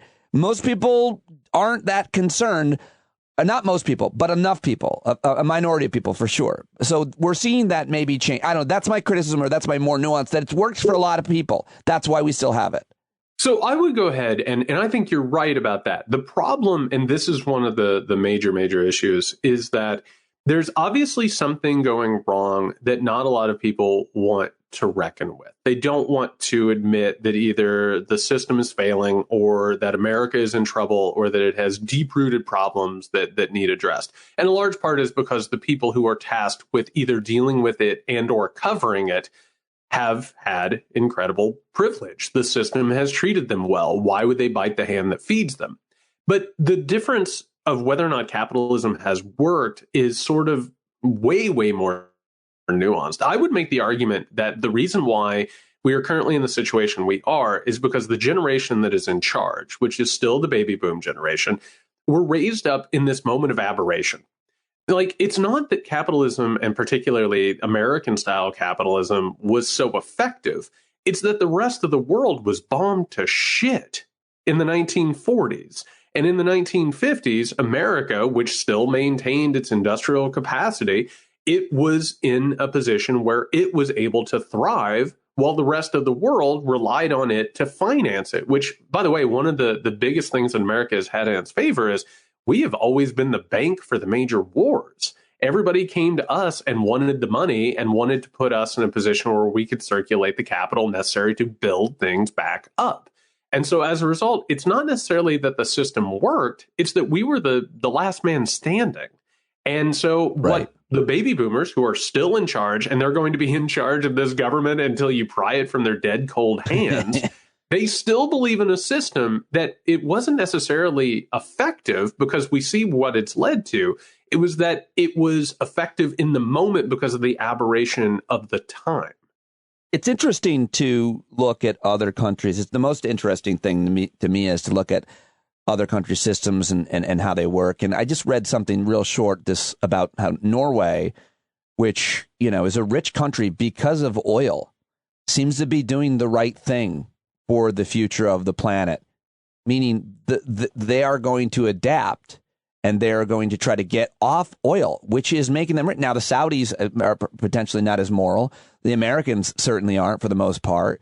But, why would a system, why would a nation, why would a community do something like this? Cut off the cash flow. Why would an oil or gas company stop taking money out of the ground? There's still money in the ground. They're going to do everything they can to take it out, including investing in propaganda campaigns to make people think plastic is okay because that's what oil is still making billions of dollars on. So I just think looking at other countries and seeing how they do it, who do you look at, or within our own country, systems and policies that are more radical but effective, like needle exchanges that people are scared of or something to help fight the opiate epidemic? What do you look at that's working and where and why? Well, that's a hell of a question, because going back to how we started this conversation about how we sort of approach the world through these irrational lenses, Pete, you strike me as a kind, moral, ethical person. No. But if if there was a scientific consensus that Stand Up with Pete Dominick was going to lead us to a climate catastrophe, right? Like, in order to save the world, you would have to bow out. Like, I even think for a second you would hesitate and be like, there's no way this is true. This basis of my life is not the thing that is destroying the world. Even if you had been presented with the evidence, I think that you would question it. I think in this case, if we are going to do something about this, I've been thinking about this a lot lately. We need such drastic action towards the energy community and big oil and big fuel. I've come to believe that we need to buy them out. We literally just need to buy them out. Give them a financial incentive. Isn't that what the divestment movement is exactly what it's doing? It's something along those lines. And that I think that's the only way that we can do this, because here's the problem. And this is the thing that we don't actually get into very often. The energy companies know that they have a finite amount of resources. Oil is not going to be around forever. Coal is not going to be around forever. Yeah. They know this. There's a point in which they're not going to have this go anymore. They have to be given a reason to go from this to that. And if they were somehow or another either bought out or given the funds necessary to be the ones to lead the clean energy revolution, you could start having a material motivation for it. But that idea of the government or the people redistributing wealth or, heaven forbid, nationalizing an industry, that idea, unfortunately, goes counter to American, character. And that's the thing that we have to overcome, I think. Yeah, I certainly agree. And I just hear an echo all of a sudden. Did you hear that? I don't hear anything. All right, well, good. Then let's move on. It's the fear that you just had that Stand Up with Pete Dominick is going to get linked to the climate catastrophe. Well, yeah, I do have a fear. I mean, listen, all I want to do right now is sell the Quip electric toothbrush, which is the first electric toothbrush accepted by the American Dental Association. So go to getquip.com/standup. right now. What I love here is I know that this isn't even an ad. It is. No, they are. They are a sponsor. Listen, regular listeners know, because the thing about the model of media that we're in is you still have to make a living. You and I have subscribers that pay, which is awesome because that's the most pure way. And if you can make a living just based on your subscribers, that's awesome. That's great. And I'm doing well, but I still need to read these ads from time to time, and I feel compromised. But that's what media and journalism has always been funded by. So shifting into why can't it is good in a way because of the situation that we're in that Jeff Bezos, the richest man in the world, or second, bought the Washington Post and doesn't seem to be interfering with them editorially. We need the Washington Post as much as you can criticize it and other major newspapers. Local journalism, however, is almost dead. How can it be funded? I mean, to me, that's still one of the most important conversations.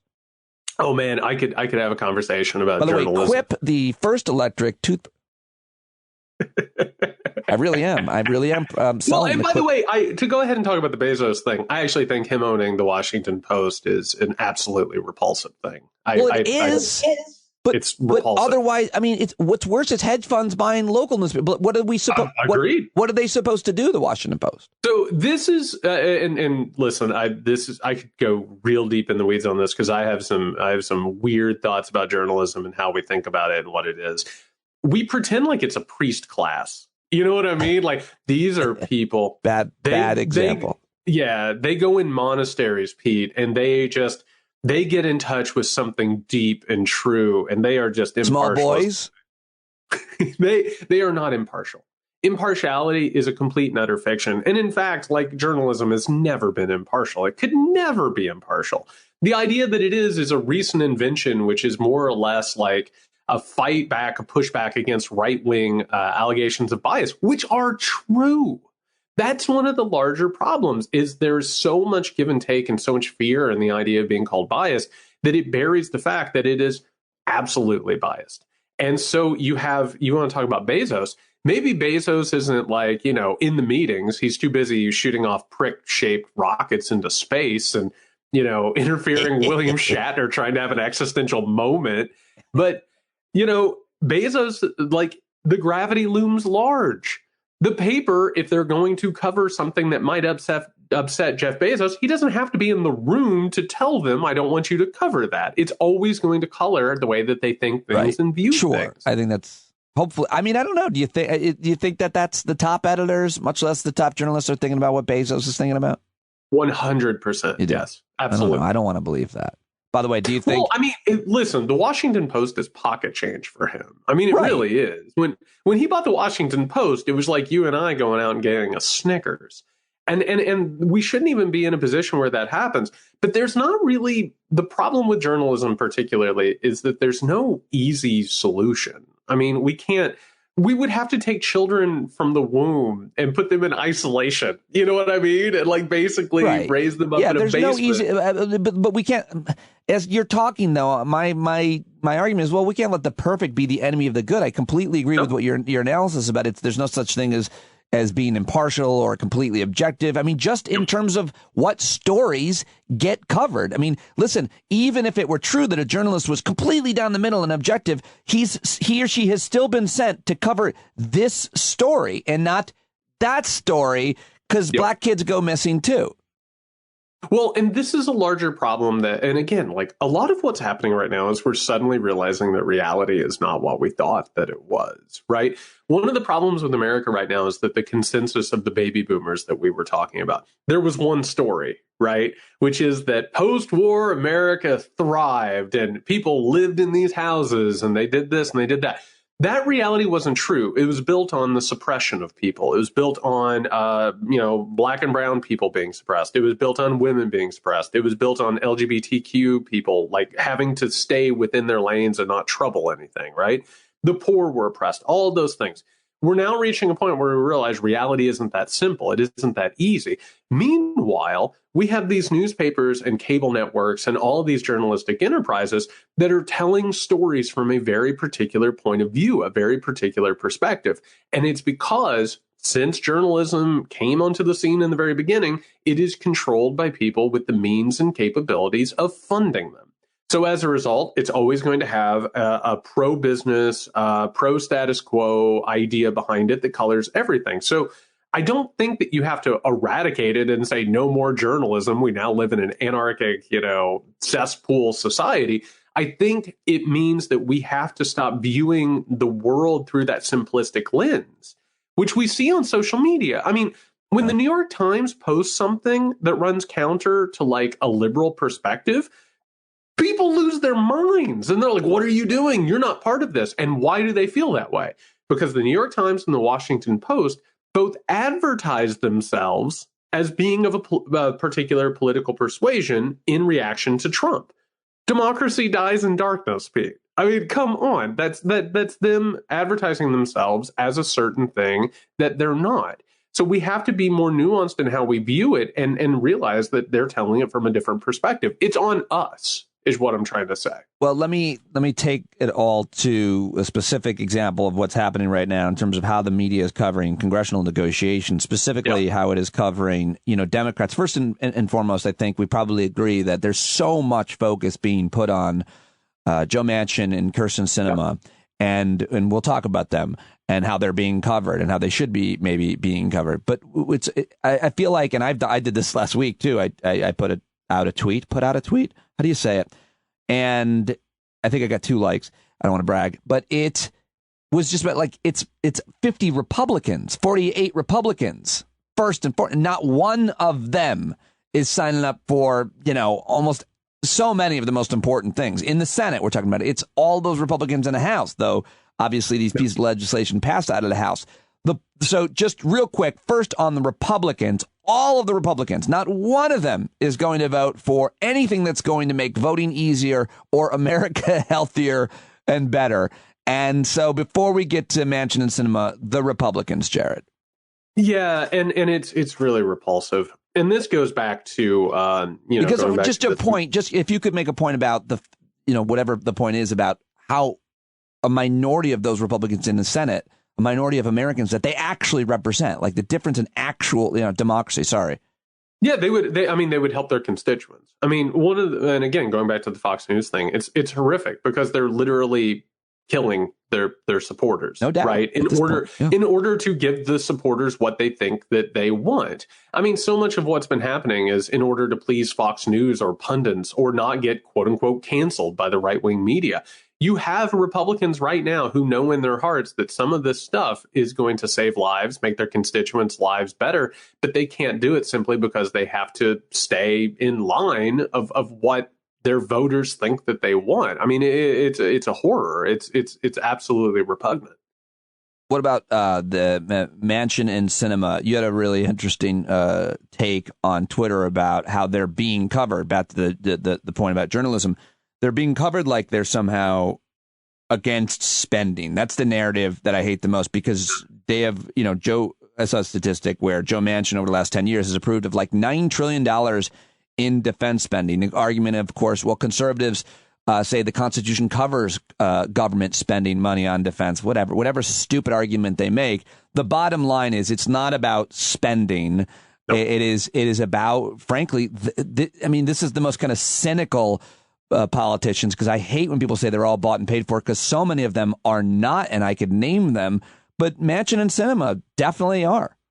No, they 100% are. This is one of those situations where conventional wisdom on this is absolutely fact. I mean, Joe Manchin, his entire life and livelihood is based on the coal industry. And I mean, as a result, it's open door policy for any big energy that wants to come in and basically, fill his coffers. Sinema is probably one of the more repulsive politicians that we've seen in a very long time. There's no there. She doesn't like he has loyalty to coal. She doesn't seem to have even loyalty to a terrible place. Well, and I think that this, going back to what we were talking about earlier, I think that Sinema and somebody like a Marjorie Taylor Greene or a Matt Gaetz, right? I think that they represent this new sort of radical rot within politics, which is people get into it because not necessarily that they have a project that they want, right? It's not like they want to get something done. They want the fame, they want the money, they want the influence, and they want the media to cover them. Yes. Our media has no idea what to do with Sinema. And she is there as a character. It is a reality show that we are watching and we are currently being held hostage by. Yeah, I agree with that. She seems to be really just, and as are many Americans, our kids' generation. I mean, I wanted to be famous growing up. I at least wanted to be popular. I at least wanted to be popular in school and wherever I went, so people would know me and I would be able to talk to people because I like people. But like there has to be a certain limit upon it, maybe that your fame is not to the detriment of society. And so this thirst for recognition and celebrity and fame, it's the only thing I can. And I haven't done enough reading about her, but she does seem to be this eccentric person who is drawing attention to herself in every possible way that she can, including potentially burning down the planet. Yeah. And, let's go ahead and take that for a second. Like, I think that watching Sinema's career and everyone's like, look she was here with the Greens. She was here activist. She was here doing this. It's whatever opens the door. And we've reached that point, speaking of capitalism, hyper-capitalism has reached the point where people aren't interested in like producing something. Like major startups now, they're not interested in like creating a product. They're interested in gaining the attention of bigger corporations to buy them out so that they can get wealth. It's whatever presents the opportunity. This is a system that doesn't work, and it's found its way into politics to the point where you're exactly right. She's holding hostage benefits that are like greatly, greatly needed and will affect people's lives. And it's simply because of the fame and the wealth that's coming from it. Yeah, I mean, this bill would do so much. It's hard to know. It really is hard to know because you could build a bridge in town and not get credit for it. I'm always for government taking credit for the good things that they do, and at least in some small way, if not, a larger way. And so if you look at what's in this bill, and it's hard to know exactly, but it would immediately, not unlike these stimulus checks, they did tremendous good for people. And there's so much good in this bill that would do short-term good, but long-term save, or slow the rate of climate change and create structural systemic change. It would be better for the majority of Americans, much less world citizens, because of what we do matters. That would happen, but I don't know if we're going to see it. What was my point? It was about short-term change. It would make a major difference, I think, and I think people would give credit to those who made it happen to some extent. We're 40 years behind in investment in these projects.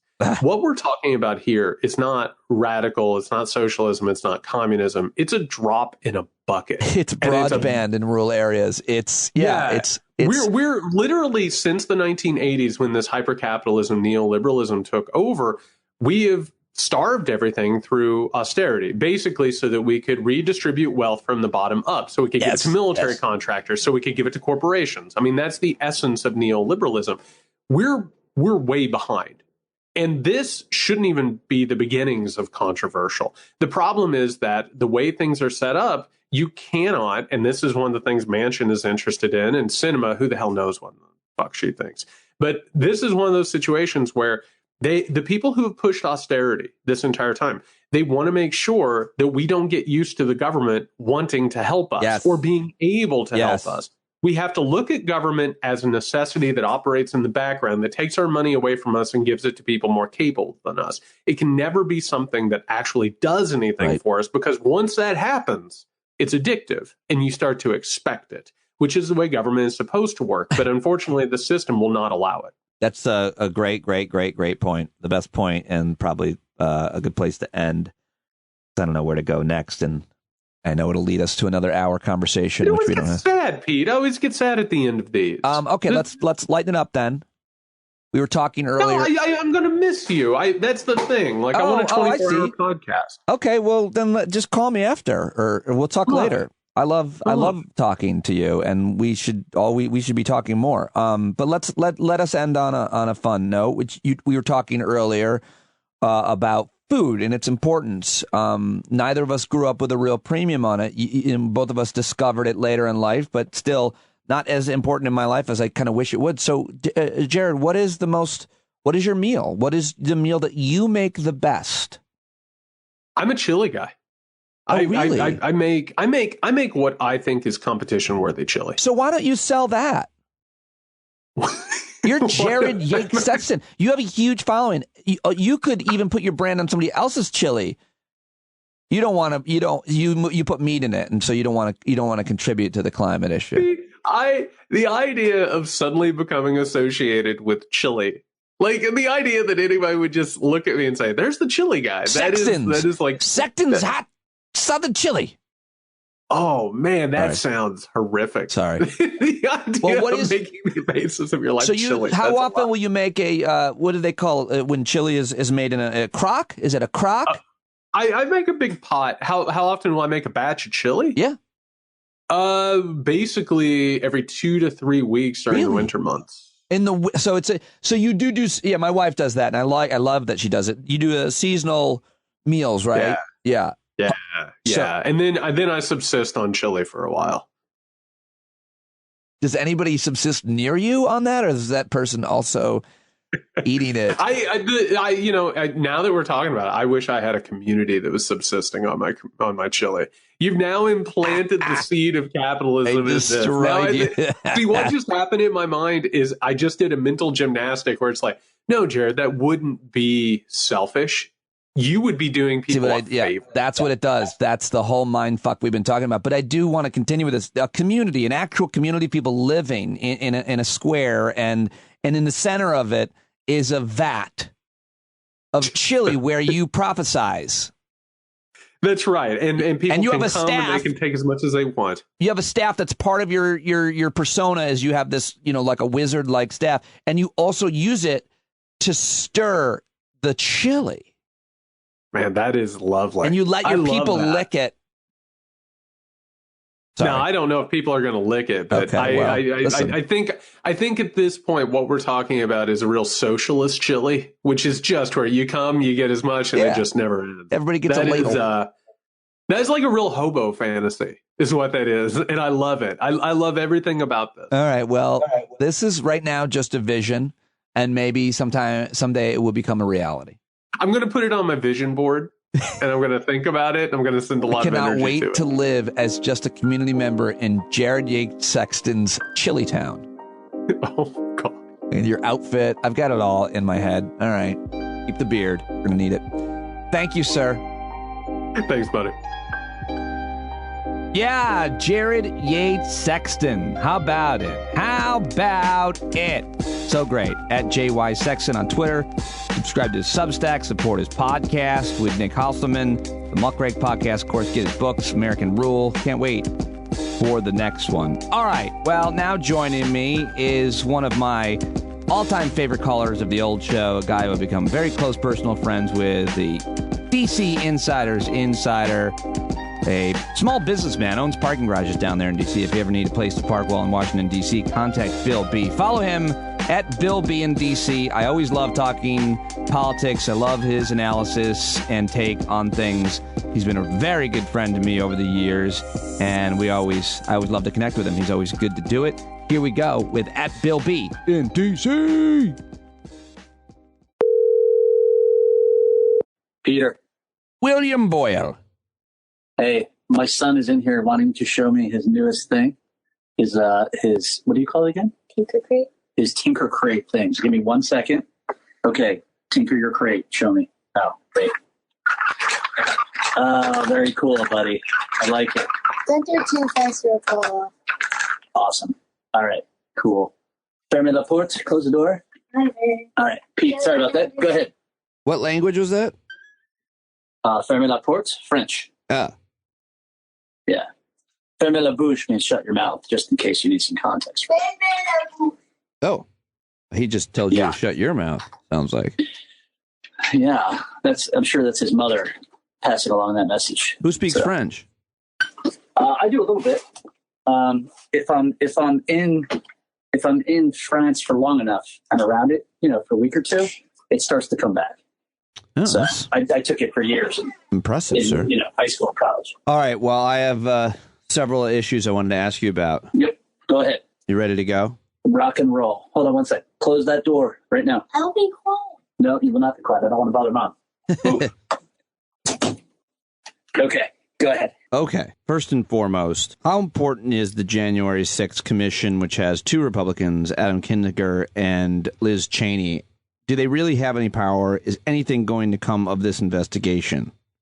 Well, I mean, I think something is. I'm not sure what comes of it is going to be what people like you and I want. But it is a problem for the GOP in that it continually keeps it in the news and Trump keeps reacting to it. And he keeps reminding everybody of what Trump's deal is, like how awful he is. And it's useful just for that. It's also useful in that people like Cheney and Kinzinger and other, commentators who are Republicans out there in the world are going, you all need to pay attention to this, and this is really bad. It's helpful with independent voters, for instance, for sure.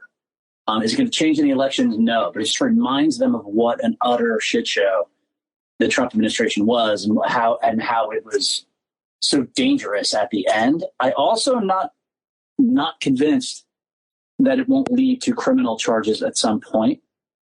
Because something that people don't realize is that other than Bannon, pretty much everyone else is cooperating. They're Scavino and all those guys, they're talking to the committee, which I don't think is something that is really obvious to the average person or the non-average person. Were you aware of that? I mean, I've heard that they're talking to him, but only, they're cooperating. Yeah, they're cooperating. But then you hear Mark Meadows, who's one of the people that they called or that they subpoenaed, on one hand, publicly like disparaging the commission and the whole idea of it. So I just don't, I just don't see anything that's going to come of it, unfortunately. I mean, you have to have criminal trial. There's a really interesting school of thought in American politics or anywhere's politics about accountability and whether or not, I don't know if you saw former Secretary of State, National Security Advisor Condoleezza Rice on The just View. Kind of saying move on, right? Yeah, she's like, we got to move on from January 6th. And it's, I mean, like, I've never understood that as a citizen, a parent, like consequences, accountability for your action. Right. I don't know how we disagree on that. And the basic sort of virtue that your politicians need to have if you're going to have a functional democracy, right?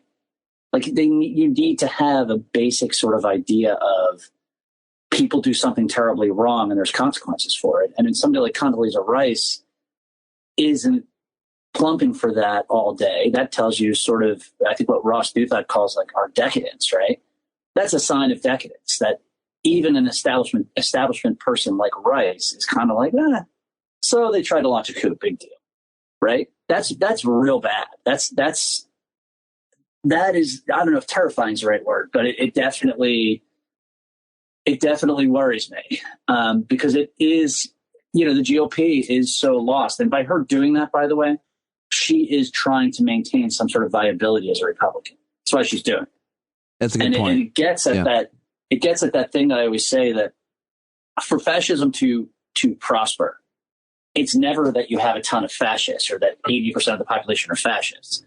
The problem is that there are tons of opportunists who will go along while it's useful to them. And Condoleezza Rice, by doing that's being an opportunist in that exact way, right? She's kind of doing hey, so they didn't kill anybody. They didn't kill any congressmen. They didn't overthrow the government, so let it go. And of course, unsuccessful coups are just practice unless people are punished for it. And now, I mean, I fully expect they're going to try again. Yeah, I mean, I'd be stunned if they did.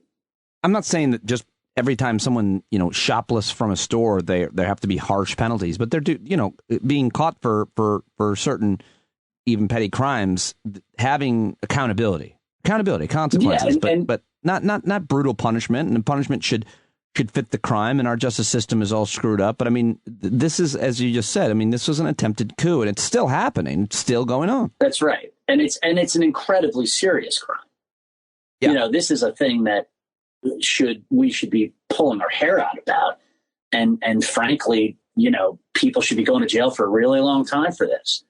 And the interesting thing that's happening is the foot soldiers who kicked in the door of Congress on January 6th, they're the ones who are getting punished fairly reasonably, actually.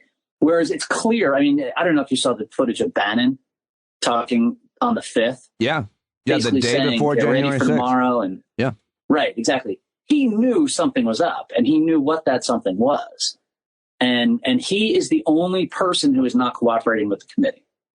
And I think that's interesting, because I think he is not cooperating because he does have I don't think it's a pose. I think he has legitimate and serious legal. Well, I think it's effort.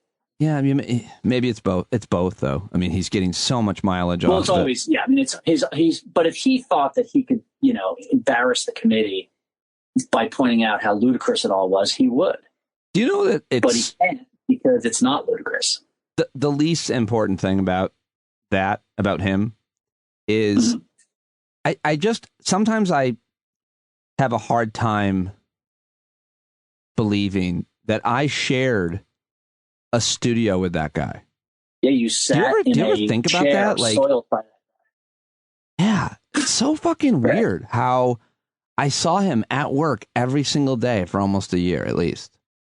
But, there's a thing to this. And his show was before mine, so I would always see his callers because we shared the software, and I'd log into the studio, and when I was home, the days I was home, and I would see all his callers, and the phones were always locked for that show, 6 to 9 a.m., with crazy people. I mean, you could see the comments. It was just sharing space with him, watching the way that he talked to people and treated people and carried himself. So, I don't know. It's the least important thing, but it is, for me, it's so surreal to think about that I had that experience. But it actually gets to something that's kind of important, which is Hannah Arendt's idea of the banality of evil, right?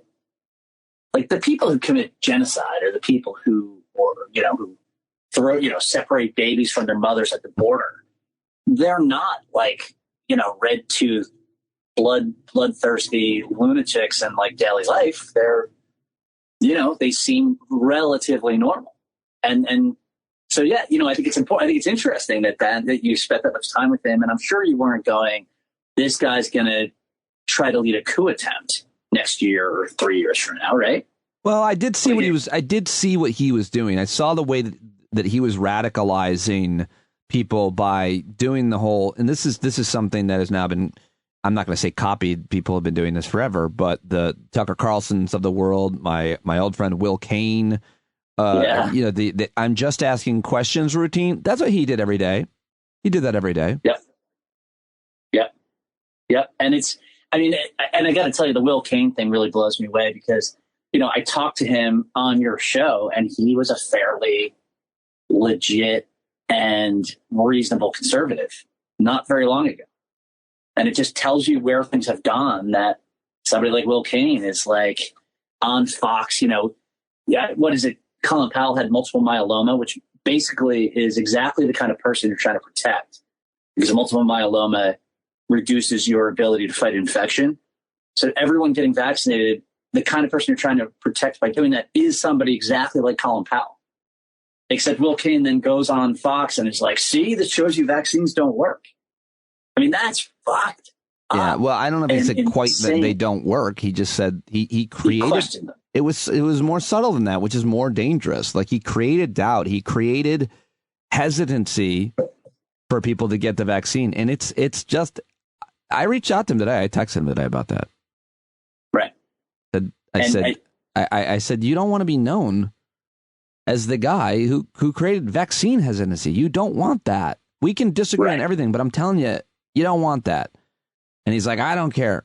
People think about me. Well, right. And why? Big fat check from Fox and fame. I mean, that's opportunism at its most obvious. Right. I mean, that's exactly what, that's the banality of evil. Is Will Cain an evil guy? No. But the incentives are there and the career ambitions are there that makes it impossible for him to resist them.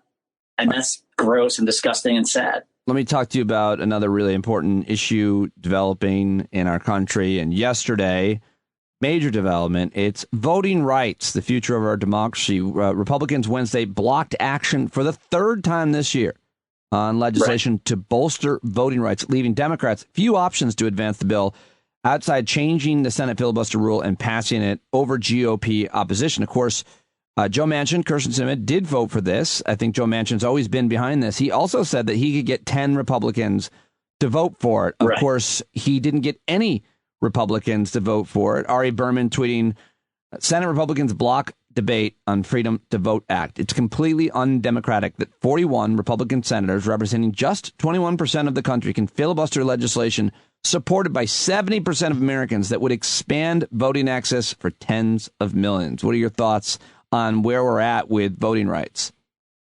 So I'll tell you, I want to address something about the filibuster, because I think people get this super wrong. And I think it's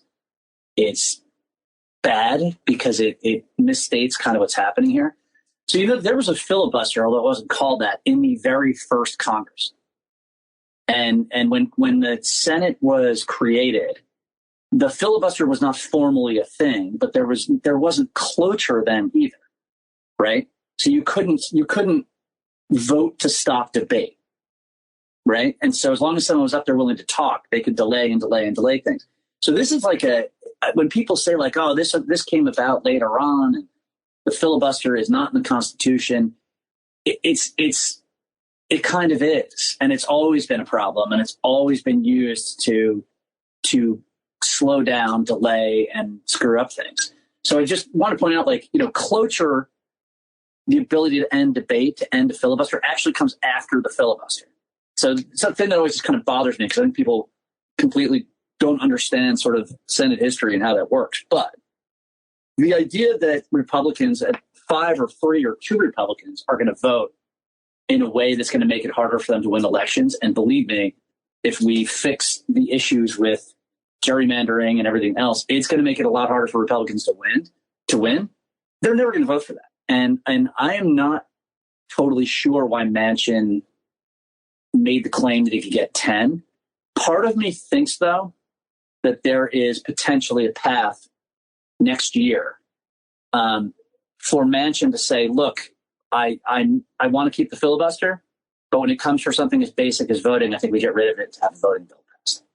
Because I think Manchin really honestly believes that we should do this. It, by the way, helps him in West Virginia enormously. How? And I can see, Manchin really kind of needs it if he wants to win again. So I could see this being Manchin setting up something that happens later on. And by the way, they had that vote knowing they were going to lose it. They also had that vote with Manchin and Schumer knowing that they were not going to get any Republicans. So what they did was put all the Republicans on record by that vote. And it also put Sinema and Manchin on record by that vote. Right. So I would say, like, I really think we have to get at least some form of that bill through. And I would not be shocked if it does happen and the filibuster is altered a bit to allow that to happen. Because for Democrats, it's going to be, and for Manchin and Sinema, it's going to be a matter of life and death of whether they can win elections. With it, they're in much better shape. Without it, it gets harder and harder every cycle. Because I'm guessing, I don't know, because it suppresses the vote of the people likely to vote for them, the methods that they use to vote. Yeah, exactly. Yeah, I mean, it's Arizona's a purple state. Sinema cannot afford to lose Democrats to egregious systems designed to make it harder for Democrats to vote. Manchin's in the same boat in West Virginia. There's still 40 some odd percent of West Virginia are Democrat voters. He can't afford to lose 5% of them because the rules get screwed up so badly that they can't make it to the booth. So their interests are aligned with passing that bill. And I think the Republicans they're trying to get in a situation where the Republicans give them the excuse to change the filibuster for that one thing. Angus King has made some sort of cryptic remarks along those lines. Oh, okay. So, well, I didn't heard that. I hope you're right about that. And what about the congressional negotiations over the infrastructure bill and the Build Back Better bill, and where you see that going, those negotiations? Are you following that closely, and what's the scuttlebutt with all your... Yeah, I mean, I'm people, it's funny. I mean, I've been talking to a lot of people, which, before anybody thinks I'm like sitting around on Capitol Hill in conference rooms, I'm talking about like in a bar on a back porch, drinking 10 beers and talking about it. But if like people are alternating between it's going to happen next week, no big deal, and or I can't see how it's ever going to happen. There's a lot of Democrats are really down in DC because they're pretty sure they're losing the House and they think it's going to be hard to keep the Senate. And there's just a lot of sort of bleak, attitudes out there. The election in Virginia doesn't look great. That being said, I just think they literally, even Sinema, can't afford for these things to fail. And so I just don't see them failing. I don't think anyone gets what they want. But, progressives are negotiating. They're giving up a lot. They already have. And they're being, Bernie's being super realistic about it. AOC is being realistic about it. Jayapal's being realistic. I mean, so if people, as long as no one really digs in to a crazy degree, I think it happens. And I think Nancy Pelosi really sort of tipped the hat to what's going to happen. She said we don't have to do everything this year. So we're going to get whatever we can get this year. And then next year we'll do reconciliation again, and we'll do another Build Back Better bill, and we'll go for the rest of it.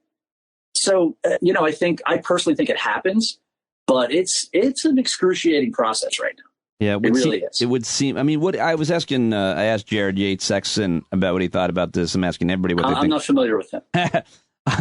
But Kirsten Sinema, what are her motivations other than he and I kind of agreed on? She really is just an eccentric person who loves being famous and getting attention. She doesn't seem to be much of a public servant. She's a very bizarre person, her behavior. So, this woman, this senator, has been on my mind, and I've been trying to figure her out. And so I did some reading on her. And I need to do some deeper dives on her before I really comment on this microphone. But since you did, go ahead.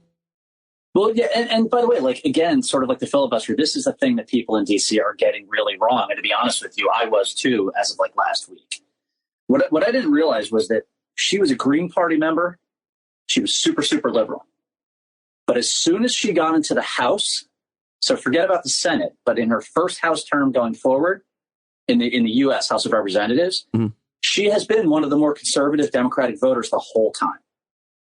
So the idea that she was super liberal up until last year and suddenly she's not is wrong. She's been pretty conservative on her voting record she's been the most conservative Democrat, actually, in many cases forever, basically, since she got into the House. Is that about political survival in Arizona as a senator? Well, right, because she was in a district that didn't do as well as other, was a less Democratic district than others. So she's always been, or has always seen herself as being in a fairly borderline district and hard to win district. But here's the thing. She's overdone it.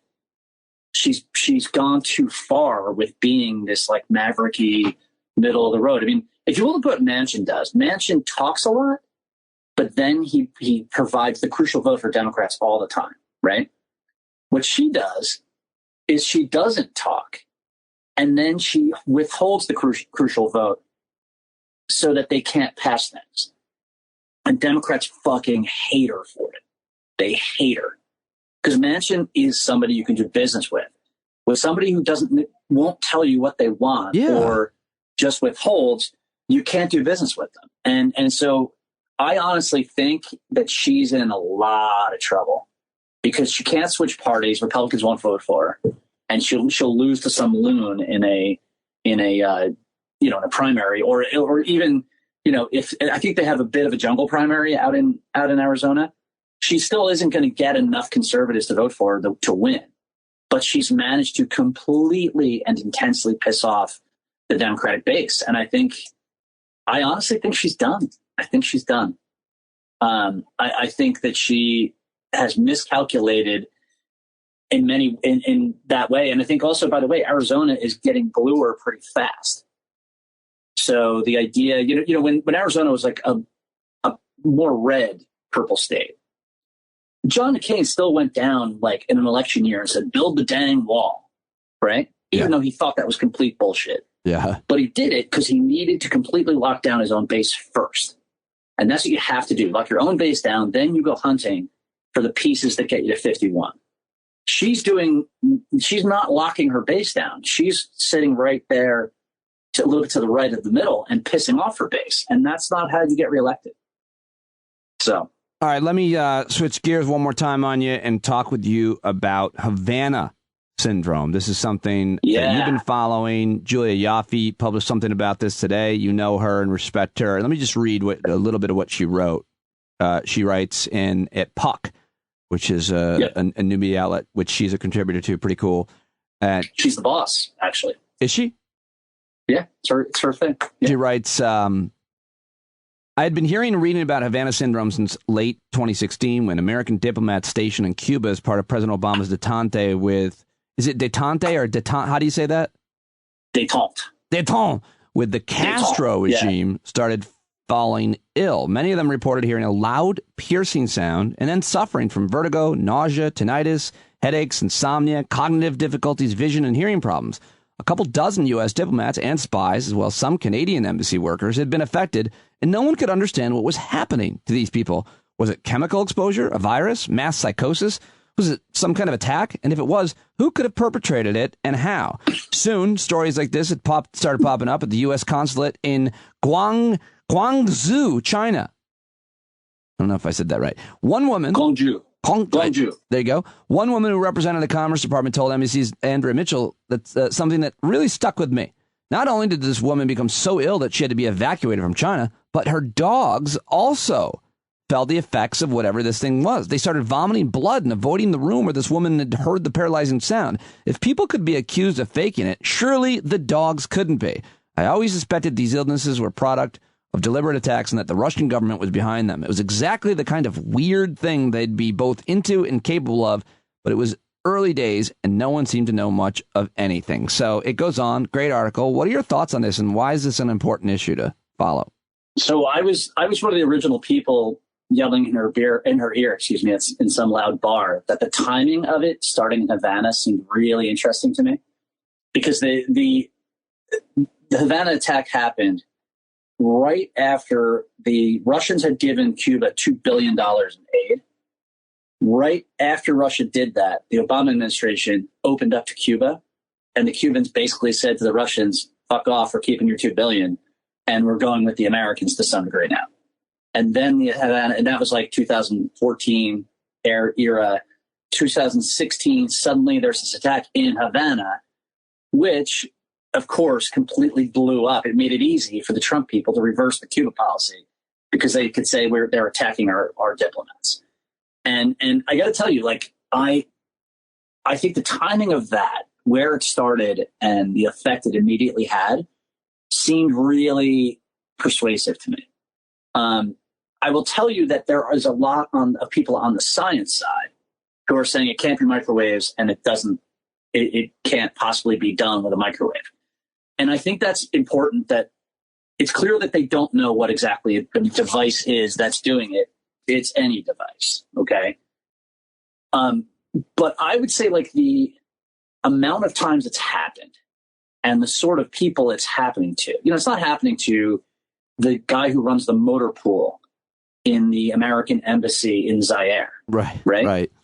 It's happening to people who have intelligence or other high-end diplomatic connections, and it's happening to their kids. I mean, their dogs. The dogs thing really struck me because, I mean, a dog isn't going to get the same, isn't going to pick up from a person a hysterical reaction to something. It doesn't happen. And I'll tell you something too, on the technical side, never underestimate the incredible technological achievements that Russia is able to achieve on things like this. And I'll give you two really quick examples. The U.S. Embassy in Moscow in, I think it's the 70s, couldn't figure out how the Russians were listening in to conversations in the ambassador's office, in the American ambassador's office in Moscow, until they figured out that the Russians had given the American ambassador a statue of Lenin, like a bust of Lenin, and they had angled the sculpture of his hair on that statue so that it acted as a resonator and pushed the sound waves against the window of his office. And then they were using a laser to pick up the conversations that way. What? Yes, that's a real thing. I think it's the 70s, maybe 80s, but you could go look it up. It's a really famous story sort of in that world. Another thing the Russians did, which is not so technologically proficient, but it gives you a sense of how little they give a shit about people. They were following American diplomats in Moscow by pouring radioactive dust in front of their front doors. So that when someone left his flat in Moscow, they would walk on the radioactive dust, and then they could just use a Geiger counter to follow the guy around. Think about that. Like, you so don't give a shit about anyone who lives in that building, your own staff who's following him around, et cetera, that you're willing to literally like dump radioactive dirt around to follow somebody. So those two stories mean to illustrate that, A, the Russians technically are quite advanced in certain ways about this sort of thing. And I can completely believe that they have come up with something that does what the Havana syndrome, illness is. And it's sort of morality about using a weapon like that. They could care less about the effects on the kids or the dogs or whatever. So I am 80% sure it's true, but I'll be much more comfortable when someone says, okay, we figured out technologically how it's done.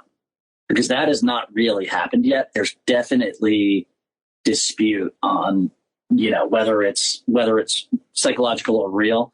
But I would say it's real. And for Moscow, what we don't realize is we're sanctioning the living shit out of all of these guys and taking their money and taking Putin's money all the time. We're keeping him from his money. He's got $80 billion and a lot of it he can't even touch because of U.S. sanctions. So for the Russians, they feel completely justified in doing this. Like, you're fucking with us personally. You're not letting our kids go to school in America. You're stealing our money, which they, of course, stole from the Russian people. But, it's a kleptocracy. And so for them, it's all personal, and they would not hesitate to do what is claimed to being done. And her article is really good because it's a really good roundup of all of it. So, and she, I think that Julia definitely thinks it's happening. But she's, she doesn't get over her skis on it. And I got to tell you, by the way, when it's proven, which I think it will be, that it is happening, world diplomacy is going to get really interesting, because there's no way the U.S. will not respond in a low key, violent way to it. I would be more afraid of like that weapon than a more traditional, conventional weapon, firefight. Like, it'd be one thing to get shot or have your arm blown up, but like having this kind of permanent effect that, in one case she writes about, the guy had to quit the CIA at age 50. Polymeros, yeah. Yeah, I mean, like, it stays with you and gives you all kinds of side effects, dizziness and vertigo, and headaches. And these are not, Jesus.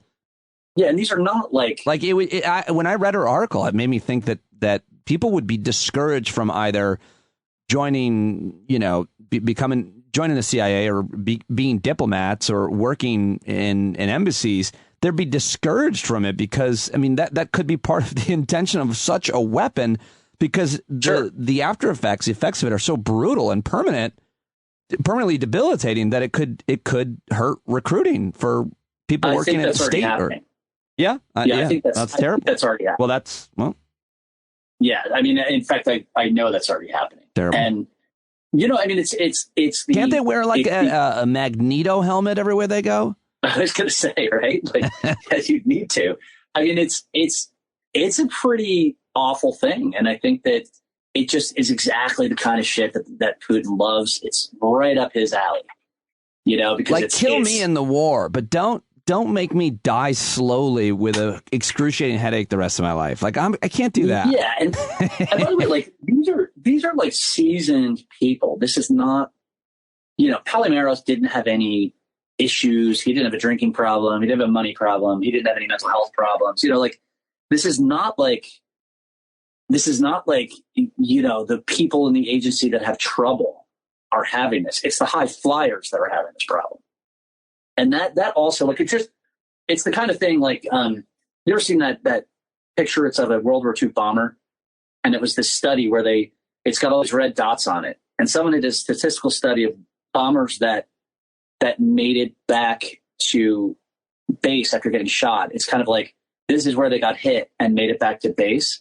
But they looked at it like, okay, here's where all the hits are on the plane, so we need to armor those parts of the plane up. But somebody pointed out, no, you need to armor up the parts of the plane that have no dots on them, because those are the planes that didn't make it back, right? The absence of evidence was evidence of damage, right? Of more serious damage. This is that situation where everybody can see the outline of it, but we don't quite know what the actual technological thing is. Some sort of directed energy thing makes sense.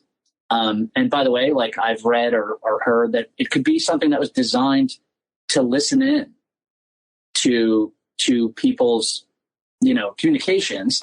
And then they went, oh shit, look at that guy. He's like falling down when we point this at him. Yeah, it was the side effect. They weren't even necessarily right. Yeah, and it could very easily be something like that.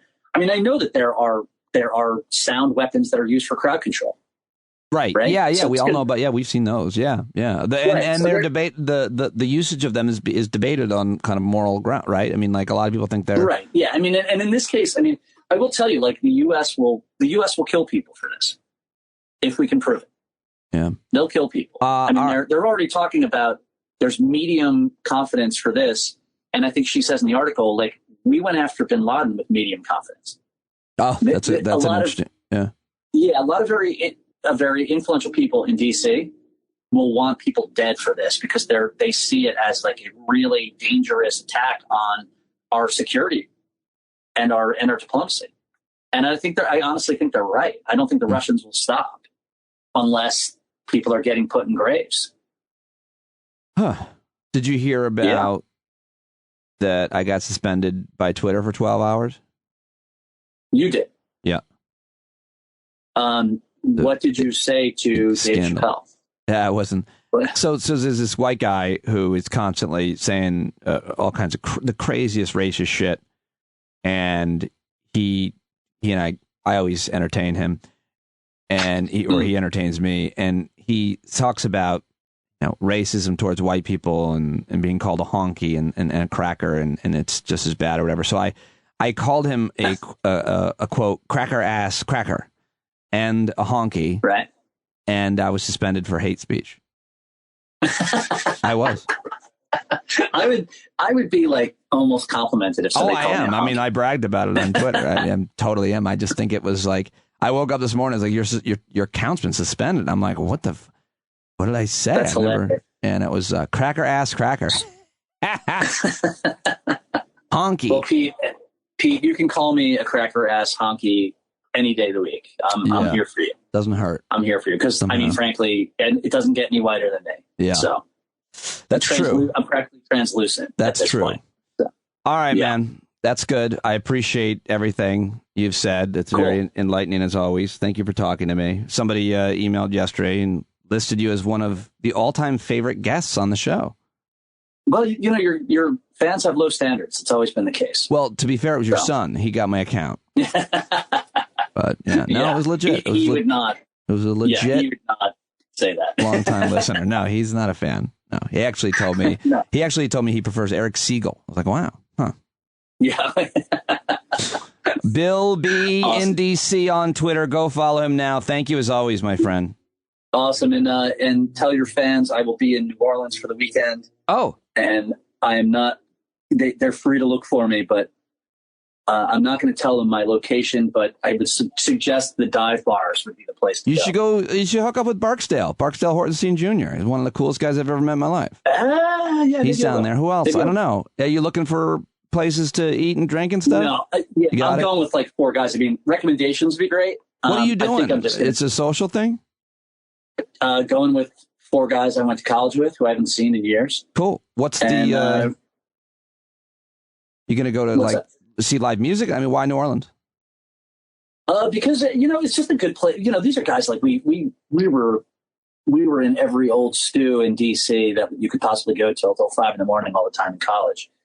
And so these are like, guys that, we're all old and fat now, but we remember those fun days of like bar hopping and going to see bands and all that stuff. So I think we're just going to go to like Frenchmen Street and we're going to eat a ton of really good food and we're going to go see music and drink beer. That's great.